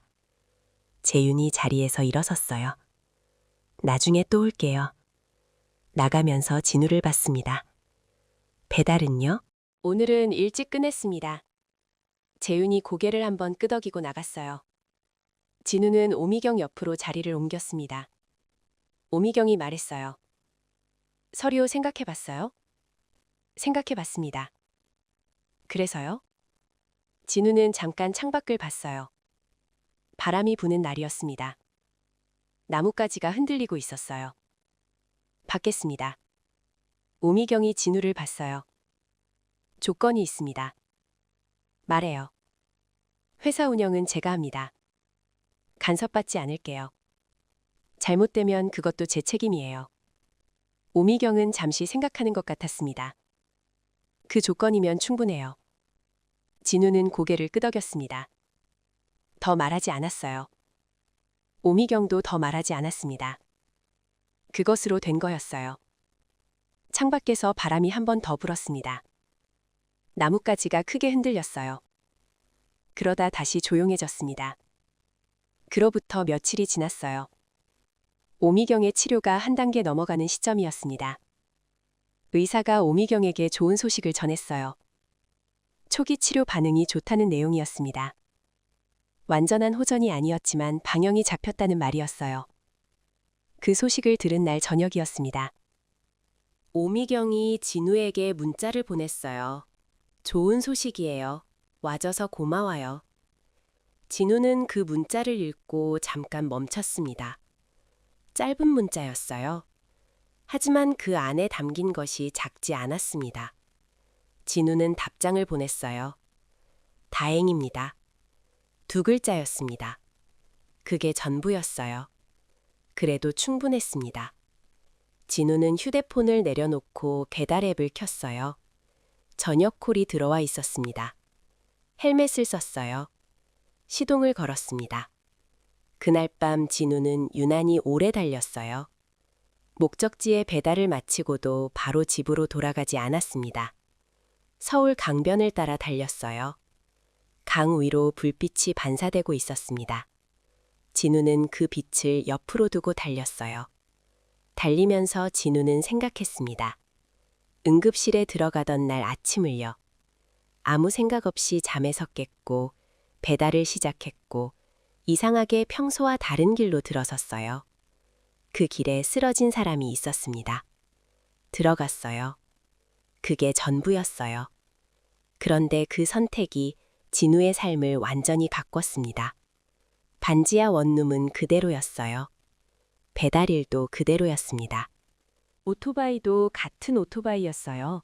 하지만 달라진 것들이 있었습니다. 벽에 메모 옆에 나무 상자가 생겼어요. 가끔 국밥을 같이 먹는 사람들이 생겼습니다. 이따금 들르는 병실이 생겼어요. 진우는 그것들을 하나씩 떠올렸습니다. 가족이라는 단어를 쓰기엔 아직 이른 것 같았어요. 그래도 완전히 틀린 단어는 아닌 것 같기도 했습니다. 뭐라고 불러야 할지 몰랐어요.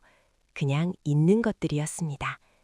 강변도로 끝에서 진우는 오토바이를 세웠어요. 강을 봤습니다. 물이 흐르고 있었어요. 멈추지 않고요. 진우는 그것을 잠깐 보다가 다시 시동을 걸었습니다. 집으로 향했어요. 반지하 원룸에 돌아왔습니다. 헬멧을 벗었어요. 방 안에 들어서자 제일 먼저 벽이 보였습니다. 메모가 있었어요. 그 옆에 나무 상자가 있었습니다. 진우야, 너는 반드시 좋은 사람이 될 거야. 진우는 그 문장을 읽었어요. 이 문장을 처음 봤을 때 진우는 16이었습니다. 그때는 반드시라는 단어가 무거웠어요. 부담스럽기도 했습니다. 지금은 달랐어요. 반드시가 아직 끝나지 않았다는 뜻으로 읽혔습니다. 될 거야 라는 말이 지금도 유효하다는 뜻으로요. 진우는 나무 상자를 들었어요. 뚜껑을 열었습니다. 손수건이 들어 있었어요. 미안해, 그리고 고마워. 두 문장이었습니다. 진우는 손수건을 꺼내 폈어요. 그리고 메모 옆에 붙였습니다. 두 문장이 나란히 있게요. 반드시 좋은 사람이 될 거야. 미안해, 그리고 고마워. 진우는 두 문장을 함께 읽었습니다. 두 사람이 남긴 말이었어요. 한 사람은 진우를 키운 사람이었고, 한 사람은 진우를 낳은 사람이었습니다. 두 사람 모두 이 자리에 없었어요. 하지만 그 말들은 이 자리에 있었습니다. 진우는 한 발짝 물러섰어요. 벽을 봤습니다. 괜찮았어요. 지금 이 자리가요. 반지하 원룸이었고 천장이 낮았고 창밖으로 사람들 발이 지나갔습니다. 하지만 진우는 이 자리에 있었어요. 그리고 내일도 새벽에 일어날 거였습니다. 헬멧을 쓸 거였습니다. 달릴 거였습니다. 그게 진우였어요. 그로부터 오랜 시간이 흘렀습니다. 오미경의 치료는 예상보다 길어졌어요. 그래도 방향은 잡혀 있었습니다. 의사는 꾸준히 긍정적인 말을 했어요. 진우는 그 기간 동안 회사를 조금씩 알아갔습니다. 오미경이 만들어준 물류회사였어요. 처음에는 자신이 운영할 수 있을지 몰랐습니다. 배달기사로 일해왔지만 회사를 경영하는 것은 달랐어요. 그래도 해봤습니다. 아는 만큼 하고 모르는 것은 배웠어요. 잘못한 것은 고쳤습니다. 그게 진우가 아는 방식이었어요. 재윤이 가끔 연락을 해왔습니다. 업무적인 것도 있었고 그냥 안부를 묻는 것도 있었어요. 재윤은 여전히 말이 짧았습니다. 하지만 그 말들이 달라져 있었어요. 처음 카페에서 만났을 때와는 다른 온도였습니다. 준혁은 자주 연락했어요. 먹을 것을 보내거나 시간이 날 때 만나서 밥을 먹었습니다. 국밥집이 여러 곳으로 늘어났어요. 두 사람이 아는 식당이 점점 생겼습니다. 그리고 오미경이 퇴원을 한 날이 왔습니다. 완쾌는 아니었어요. 통원 치료가 이어졌습니다. 하지만 집으로 돌아갔어요. 재윤이 진우에게 연락했습니다. 어머니 퇴원하셨어요. 오늘 저녁 같이 먹을 수 있어요? 가겠습니다. 그날 저녁이었어요. 재윤이 부른 곳은 작고 조용한 한정식 집이었습니다.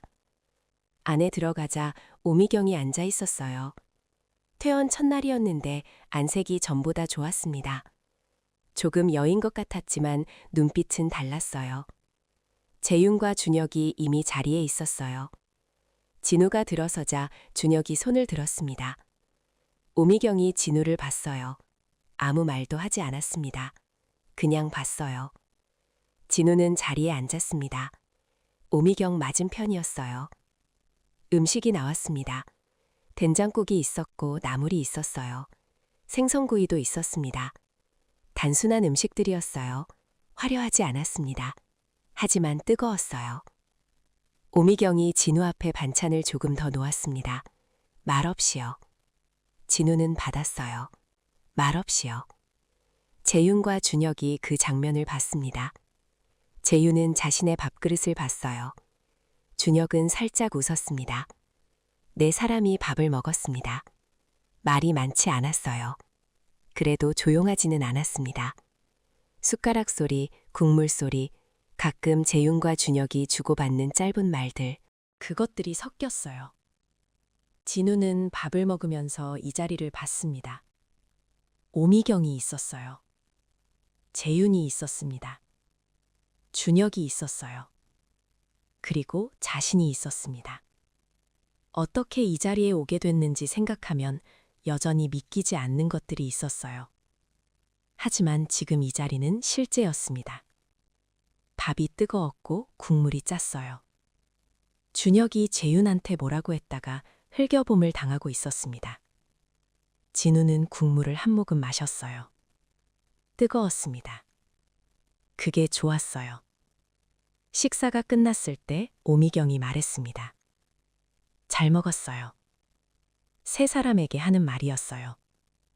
진우도 포함된 말이었습니다. 잘 먹었습니다. 진우가 대답했어요. 식당을 나오자 밤이 내려와 있었습니다. 서울 거리에 불빛이 가득했어요. 재윤이 차를 불렀고 오미경을 모셨습니다. 준혁도 같이 탔어요. 진우는 오토바이 앞에 섰습니다. 차가 떠나는 것을 봤어요. 그러다 차 창문이 내려갔습니다. 오미경이 진우를 봤어요.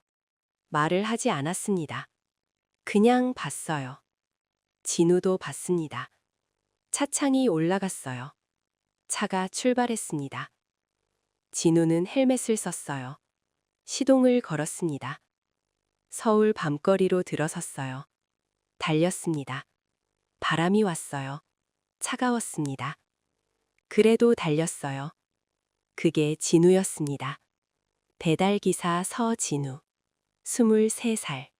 서울에서 살고 있었어요.